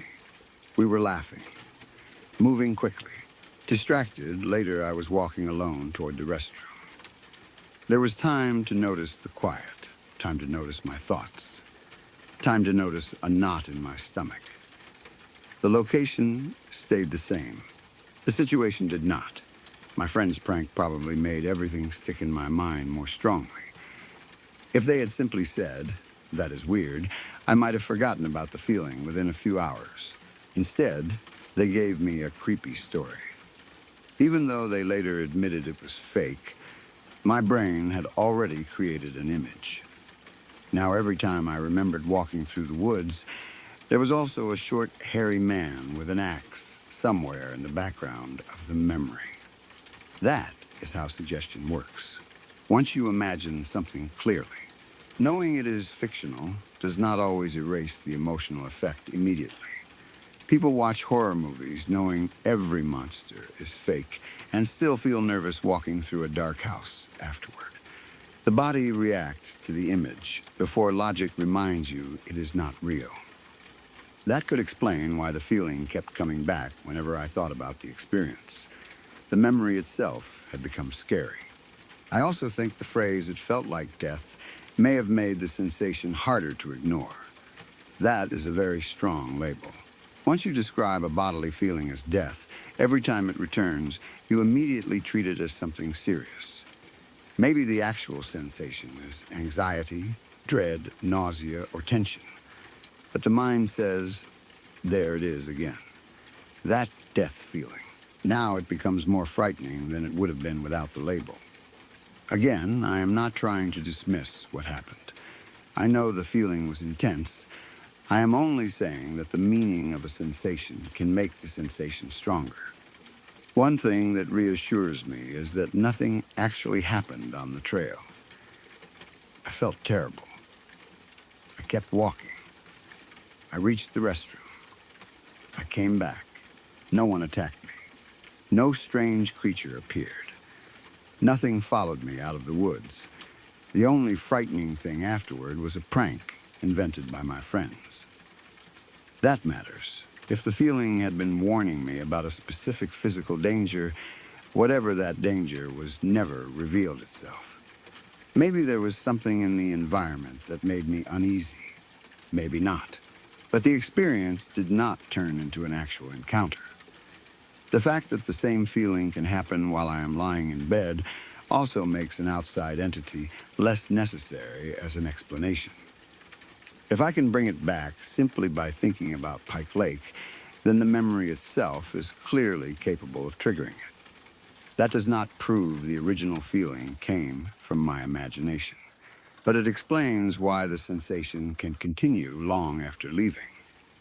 The body remembers fear surprisingly well. You can think about an embarrassing moment and feel your face get hot years later. Think about almost falling from somewhere high and your stomach drops again. Remember getting sick after eating a certain food, and suddenly that food becomes disgusting. The event is gone. The body still responds. My experience at the lake may have become one of those memories. The more I worry about the feeling returning, the more attention I give it. Then every tiny stomach sensation becomes important. If I am lying in bed and think, is it happening now? I start checking. Do I feel a knot? Is my chest tight? Does the room feel wrong? That kind of internal checking can make normal sensations feel much stronger. It creates a feedback loop. That is probably a better explanation than assuming something from the woods attached itself to me. There is no evidence that anything followed me. No figure at the house. No strange footsteps. No sightings. No physical marks. Just the feeling. And feelings can travel with us because they come from our own nervous systems. I also would not take my friends' reactions as evidence that they somehow knew something. They admitted the axe story was fake. They probably saw that I was scared and decided to push it further because they thought it would be funny. Kids do that all the time. Someone says a room feels creepy. A friend immediately says, "Oh, you didn't hear about the person who died here?" Then, 10 minutes later, got you. It is annoying, especially when you were genuinely frightened, but it does not create paranormal evidence. If anything, knowing the story was invented helps separate it from the real experience. There was no teleporting Axeman. There was just me, alone on a trail, suddenly feeling intense dread. That is still interesting. But it is a very different kind of mystery. I sometimes wonder whether there was an animal nearby. In wooded areas, there could be deer, birds, small mammals, or something else moving outside your field of view. A large animal standing still can be almost invisible between trees. Maybe I heard a branch crack. Maybe I smelled something. Maybe the forest suddenly went quiet because an animal was close. People sometimes react to those small environmental changes without consciously recognizing them. If that happened, the bad feeling might have been my brain telling me to pay attention. Then, the animal moved away before I ever saw it. That would explain why the sensation felt sudden and powerful, but led to nothing. Or maybe it was simply coincidence. A random wave of anxiety happened while I was in the woods. Because the timing was dramatic, it became memorable. Thousands of ordinary, uncomfortable feelings happen throughout life and get forgotten. This one happened in a place that could easily feel eerie. Then my friends added a horror story. Now it became unforgettable. That is probably enough to explain why it still scares me. If I could go back to that exact moment, I would probably do one thing differently. I would not force myself farther down the trail just to prove the feeling wrong. I would go back to the picnic area and ask a friend or teacher to walk with me, not because I think there was a ghost. Just because if your body is suddenly screaming that you do not feel safe, there is nothing wrong with taking a reasonable precaution. You do not have to decide whether the fear is rational first. You can get somewhere safe and analyze it afterward. At the same time, I would try not to build a supernatural story around the feeling. That was what made the aftermath worse. A sensation is not evidence of a creature. A knot in your stomach is not proof of death nearby. And a feeling returning when you remember something does not mean something is following you. Those are interpretations. The experience itself was simply intense fear appearing without an obvious cause. That can happen. If the sensation keeps happening often, becomes overwhelming, or starts interfering with everyday life, it would be worth telling a trusted adult rather than keeping it to yourself. Not because the experience means anything is wrong with you, and not because anyone can diagnose a cause from one story, but because recurring intense fear is easier to deal with when someone supportive knows about it. What happened at Pike Lake is still unresolved in one sense. I do not know what triggered that first wave of dread. Maybe some subtle environmental cue. Maybe my body was exhausted from the day. Maybe being alone in the woods suddenly made me anxious. Maybe it was completely random. I cannot prove any one explanation. But I also do not think I need an axe-carrying man or anything paranormal to explain why it felt so terrible. Sometimes your body sounds an alarm before you understand why. Sometimes it sounds one when nothing dangerous is there. Both feel exactly the same in the moment. That is what made it frightening. I was having a normal school trip. My pants were wet from pond dipping. My friends and I had been running around like idiots. Everyone was laughing at lunch. Then I stood up because I needed to use the bathroom. I entered a path I had already been through before, and within seconds, everything inside me changed. My stomach tightened. The woods felt wrong. I suddenly had this overpowering sense that I should not be there. There was no face watching from behind a tree, no axe, no short hairy man, no thing teleporting between the woods. That part was just my friends being jerks. The only real thing was the feeling. And in a way, that was enough. Because even after leaving Pike Lake, even after learning the scary story was fake, I could think about that trail while lying safely in bed and feel the same knot return. That used to make me wonder whether something from the lake had followed me. Now I think there is a much simpler possibility. Maybe nothing followed me at all. Maybe the one thing I brought home from those woods was the memory of being terrified there. And every time I replay it, my body remembers the fear before my mind has time to remind itself that I already made it safely out.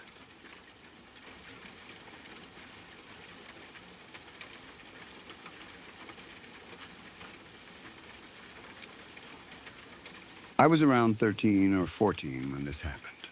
One of my brothers was 16, and the other was 18. We were camping in rural Minnesota, somewhere around the Warroad area, out on state land. We had planned to spend 4 days out there, far enough from roads and houses that it felt like we were actually away from everything. It was not our first time being outdoors. We knew how to hike in, set up camp, keep food stored properly, and deal with the normal noises you hear at night. That is important because what woke us up did not immediately feel like some supernatural thing. At first, it sounded like animals. We had hiked out earlier in the day and eventually found a spot that seemed good enough to stay for the next few nights.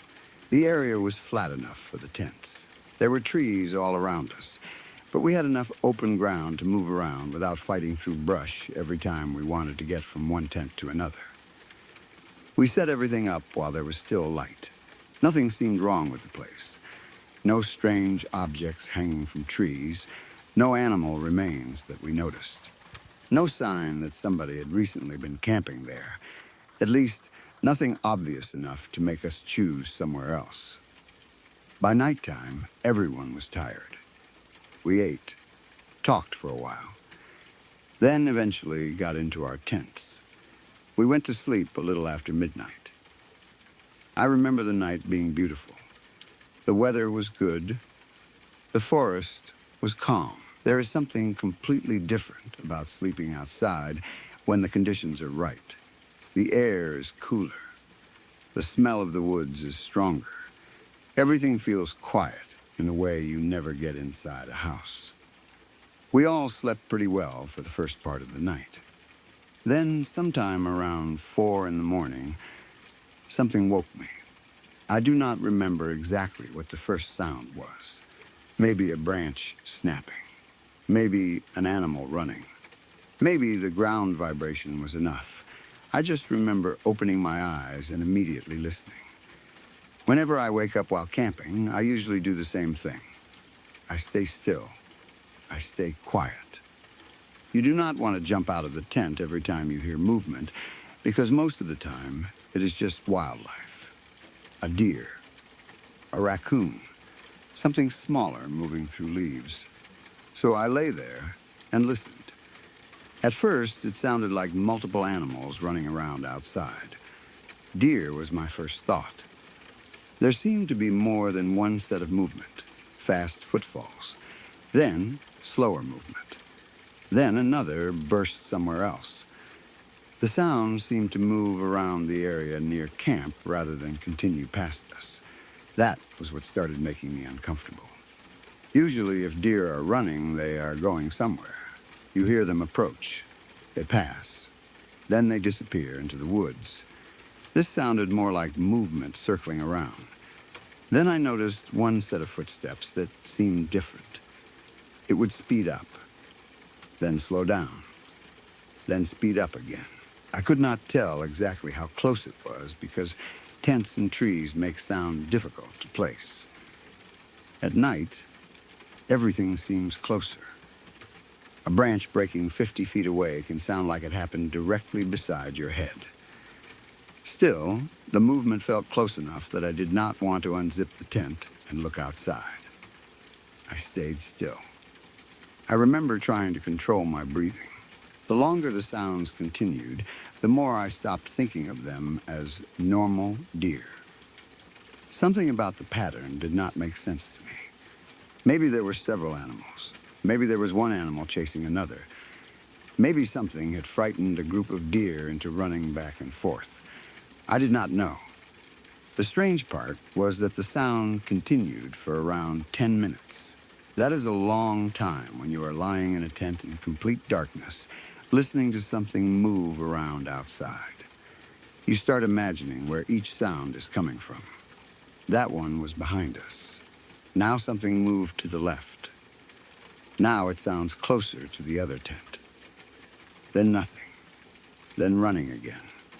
At some point, I realized the other people in my tent were awake too. Nobody had to say much. I could hear changes in breathing, tiny movements, the way someone shifts when they are awake, but trying not to make noise. Eventually, one of us whispered something. I do not remember the exact words. Probably something like, "Do you hear that?" The answer was obvious. We all did. None of us wanted to go outside. That may sound cowardly, especially because there were several of us, and my older brothers were teenagers too, but darkness in the woods changes your confidence. Inside the tent, you have no visual information. You only have sound. If there really were deer outside, opening the tent might scare them away. If it was a bear, that was different. If it was a person, that was different again. So we stayed where we were.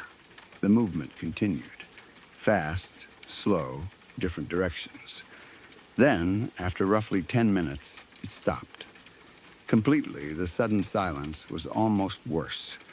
When something is moving outside, at least you know roughly where it is. When it stops, you start wondering whether it left or whether it is standing perfectly still. We waited. No footsteps. No branches moving. No voices. Nothing. Nobody suggested getting out. We were too unsettled. So we stayed inside the tents until daylight. I do not think any of us slept again. Every few minutes, somebody would shift. I would listen for movement. Sometimes I thought I heard something faint in the woods, but it could have been normal forest noise. The hours before dawn felt incredibly slow. Eventually, the inside of the tent began getting lighter. That was when our courage came back. There is something about daylight that makes everything seem less threatening. We started getting out. And almost immediately, we realized something was wrong. There were animal remains around the campsite. Not one random piece. Several, there were organs hanging from trees. Some looked as if they had been pushed onto branches or deliberately placed there. Skewered is probably the best word. There was also what looked like a deer hide on the ground. A pelt. Like somebody had skinned a deer and left the skin behind. That alone would have been disturbing enough. But the thing that confused us was the lack of fresh blood. I remember looking around the ground and expecting to see it. If someone had butchered a deer right there during the night, there should have been blood. A lot of it. On the pelt, on the organs, on the ground. Something instead, everything looked strangely dry. The hide did not appear freshly bloody. The organs looked dark and slick-looking in places simply because of what they were. But I do not remember seeing fresh blood dripping from them. There were what looked like livers, hearts, and other parts I could not identify. Some long pieces of tissue that, as a kid, I thought looked like slimy tentacles. I had no idea what I was looking at beyond knowing they were animal parts. And they were around the same campsite where we had just spent the night. We freaked out. The other people came out of their tents and saw the same thing. Nobody had an explanation. One of my first thoughts was that whatever we heard running around during the night had something to do with it. That is the obvious connection. You hear animals or footsteps outside. You are too afraid to look. Then, in the morning, there are animal remains around camp. Your brain immediately turns those two things into one event. Something came while we were sleeping. Something left those there. But even then, some parts did not make sense. If an animal had killed a deer near camp, why would the organs be hanging on tree branches? Predators do not normally arrange organs like decorations. They drag, tear, eat, scatter. They do not deliberately push things onto branches at human height. At least, that was how it looked to us. That suggested a person. Hunters, poachers, somebody processing a deer. Maybe people had been in that area before we arrived. That would explain the pelt and organs much better. But then why had we not noticed them while setting up camp? That question bothered us. We had arrived in daylight. We walked around, put up tents, moved equipment. Surely somebody would have noticed a deer skin lying nearby or organs hanging from the trees. unless they were farther away than I remember, and we only noticed them once we started looking, or unless they were already dry and blended into the surroundings. The woods are full of brown, gray, and dark colors. A dried hide on the ground could look like leaves or bark until you get close. A dark organ on a branch might look like a knot in the wood, especially if you are not expecting to see it. That is possible. But in our minds, they had appeared overnight. That made the entire thing feel deliberate. We started wondering whether somebody had come into camp while we were asleep. That was much scarier than animals. The sounds we heard around 4 in the morning suddenly became footsteps.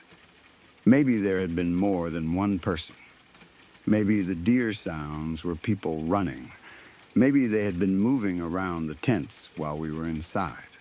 And if someone had actually placed those remains around us during the night, what was the point?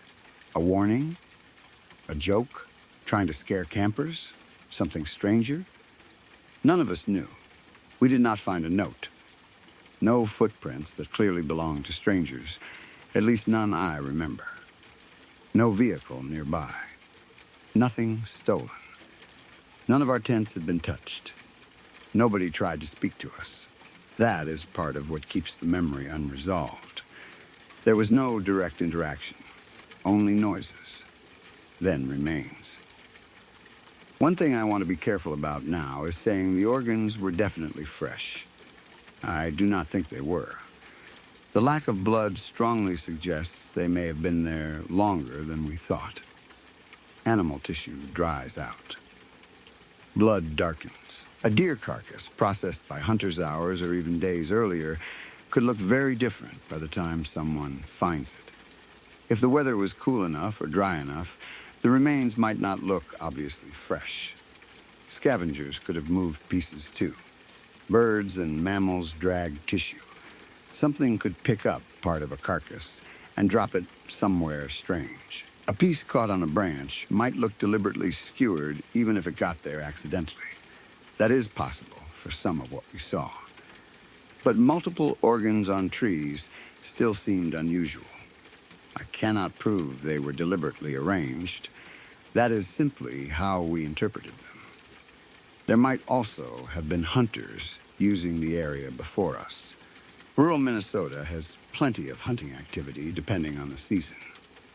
Someone field dressing a deer might remove internal organs and leave them behind. That is normal hunting behavior. The hide, however, suggests more processing than simple field dressing. Maybe somebody had butchered the animal somewhere nearby and discarded what they did not want. If we accidentally camped close to a place people used for processing game, the remains could have been completely unrelated to us.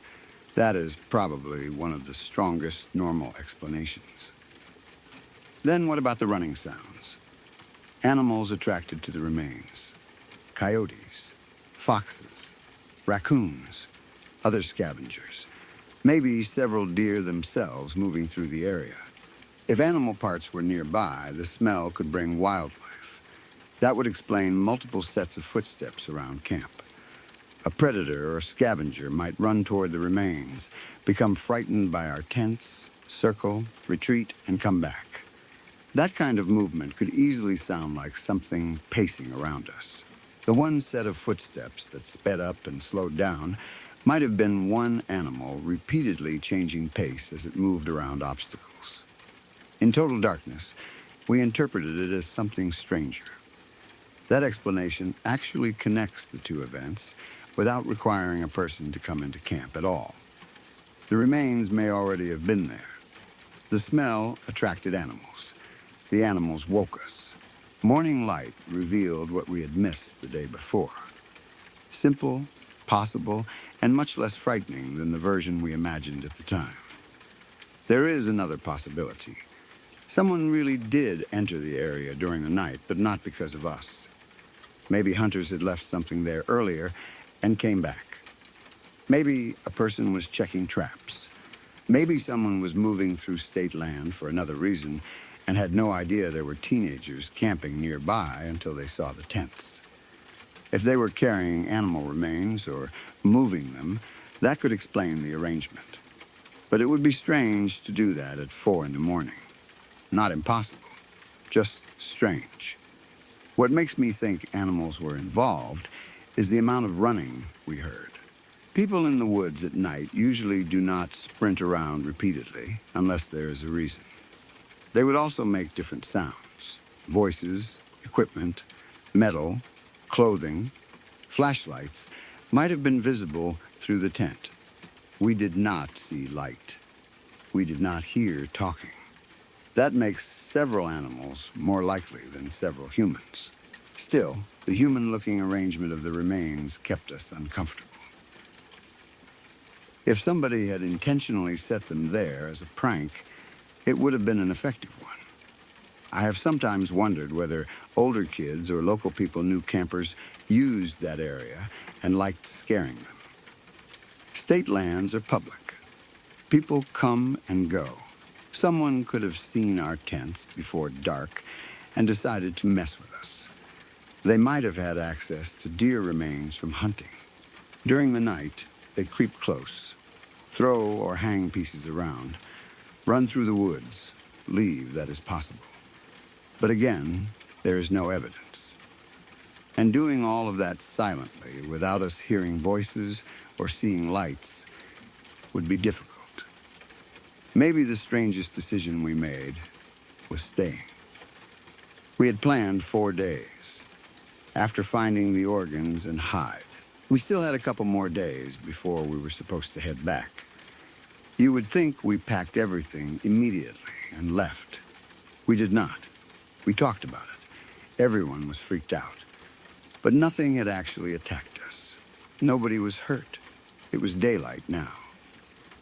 The remains could be explained by hunting. So somehow, we decided to continue the trip. Looking back, I am surprised by that. At 13 or 14, part of me probably did not want to be the one who said I was too scared to stay. My older brothers were there. Nobody wanted to look weak. We had hiked all the way out. The trip had been planned. So, we stayed. The next couple of nights, nothing happened. No footsteps circling the tents. No new organs. No people. No strange sounds beyond normal wildlife. Everything went back to being an ordinary camping trip. That actually matters a lot. If someone had been targeting us deliberately, you might expect them to come back. If something supernatural was supposedly attached to the place, you might expect another event. Instead, nothing. One strange night. One disturbing discovery. Then silence.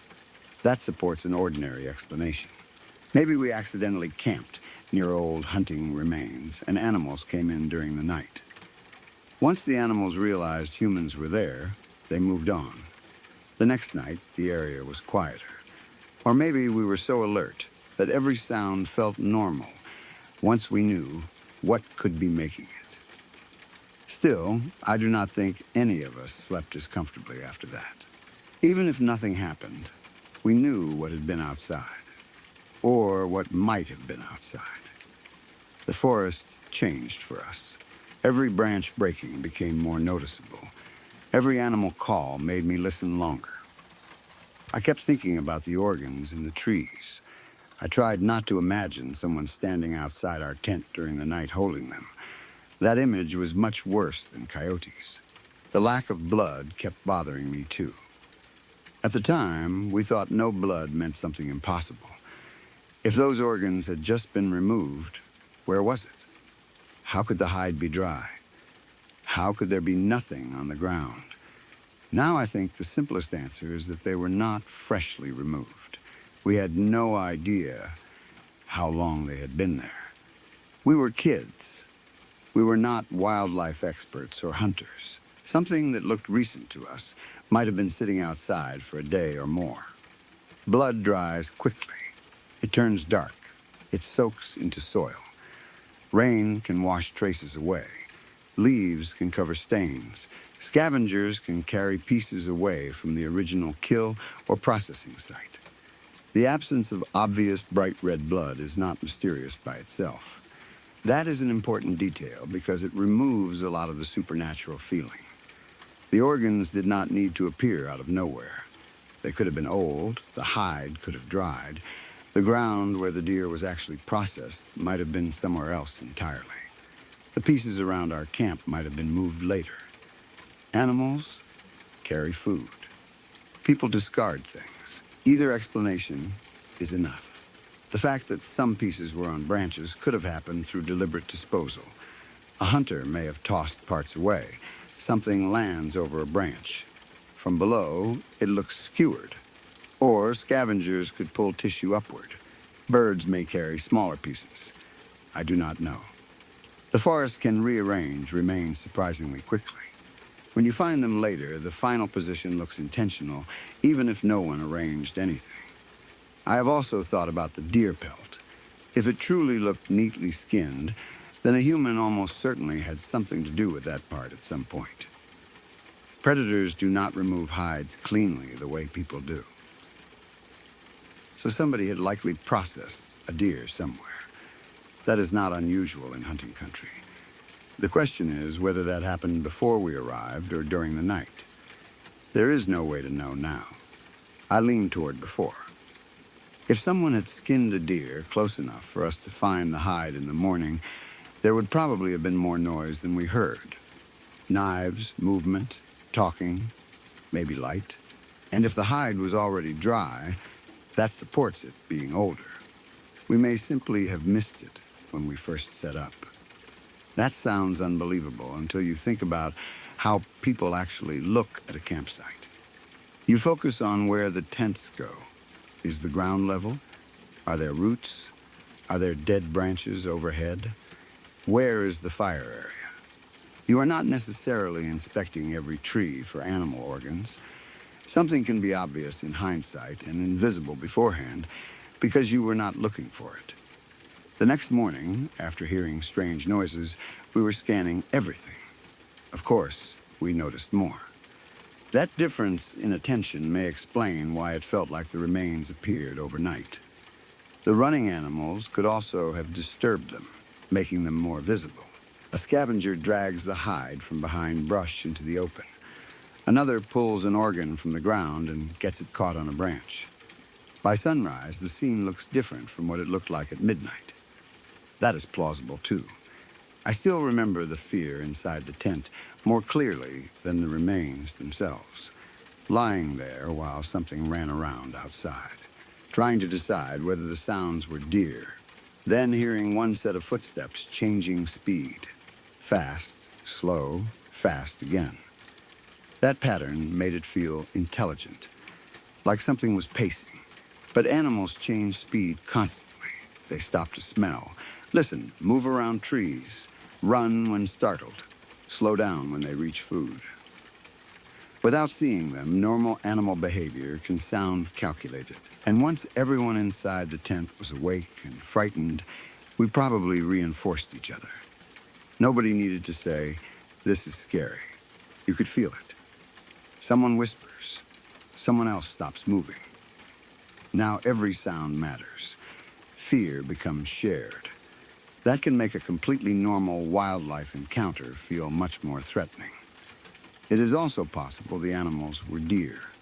The source story says it sounded like multiple deer or some kind of animal. Deer can move loudly through forests. Several running at once produce a surprising amount of noise. If something frightened a small group near camp, they could circle while trying to decide which direction was safe. Maybe a predator was nearby. That would explain why the movement continued. One animal chasing or stalking them could account for the separate set of footsteps. A coyote, a wolf, a large dog, something else. Then eventually they all moved away. If there were deer remains in the area, predators being nearby would make even more sense. That is another completely natural chain of events. The thing we were afraid of might not have cared about us at all.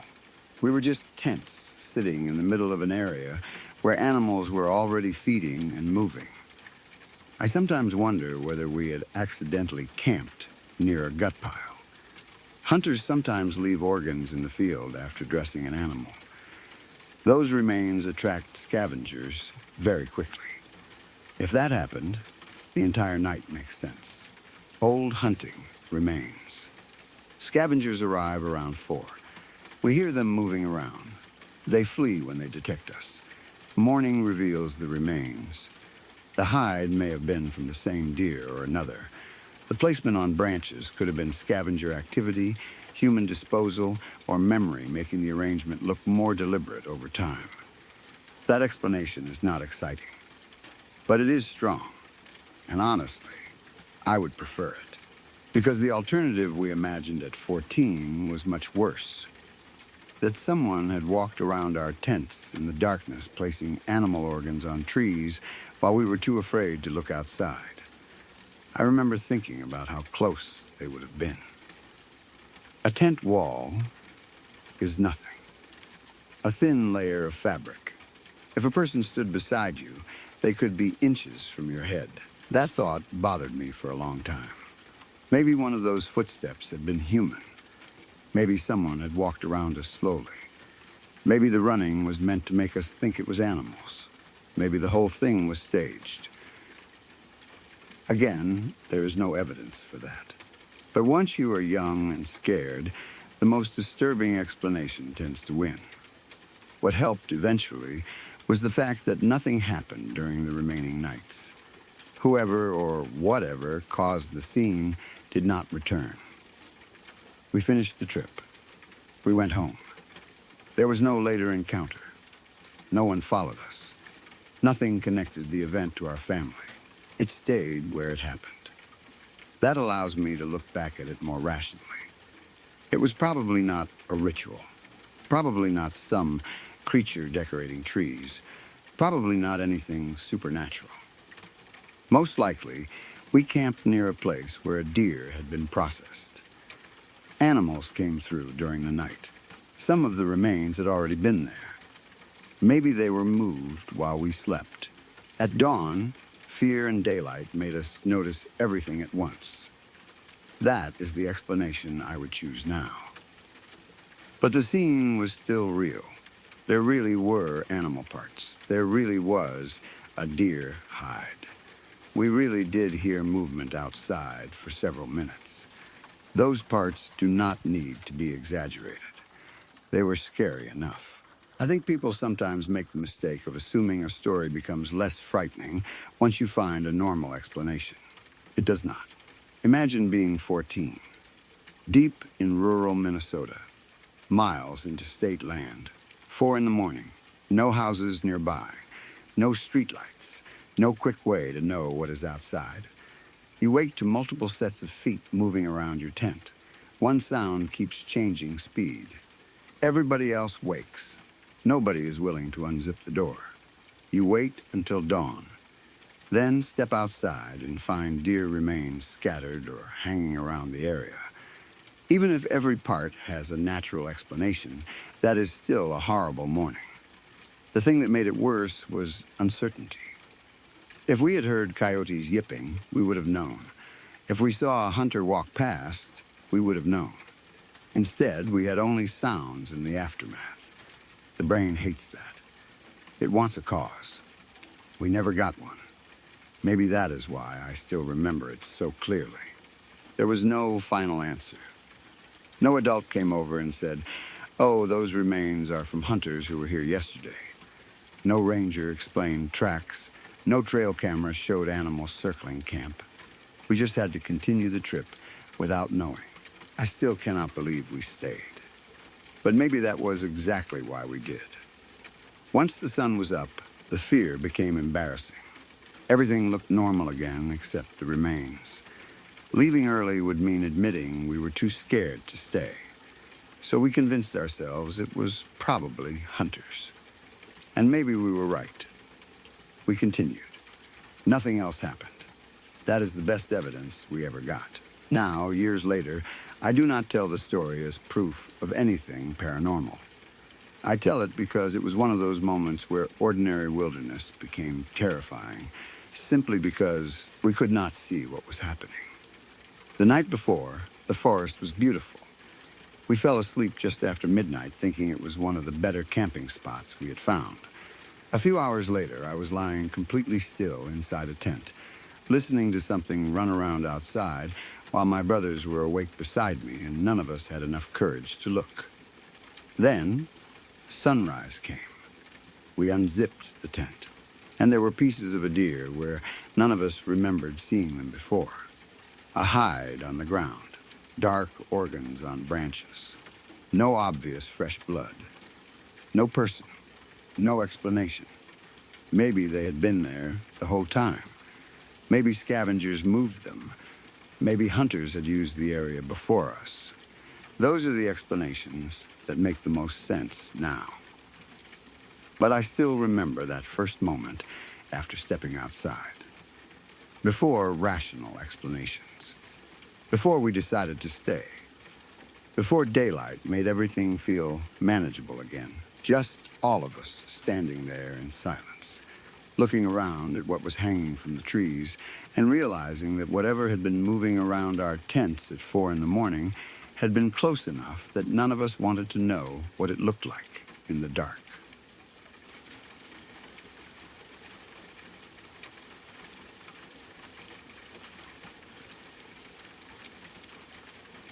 So that's where we'll stop tonight. Before you go, remember this. Every story you just heard was real. Real people, real nights, and none of them saw it coming. If that got to you the way it gets to most people, do one thing before you leave. Hit subscribe. I post new stories all the time, and I don't want you to miss them. Take care of yourself. I'll see you next time.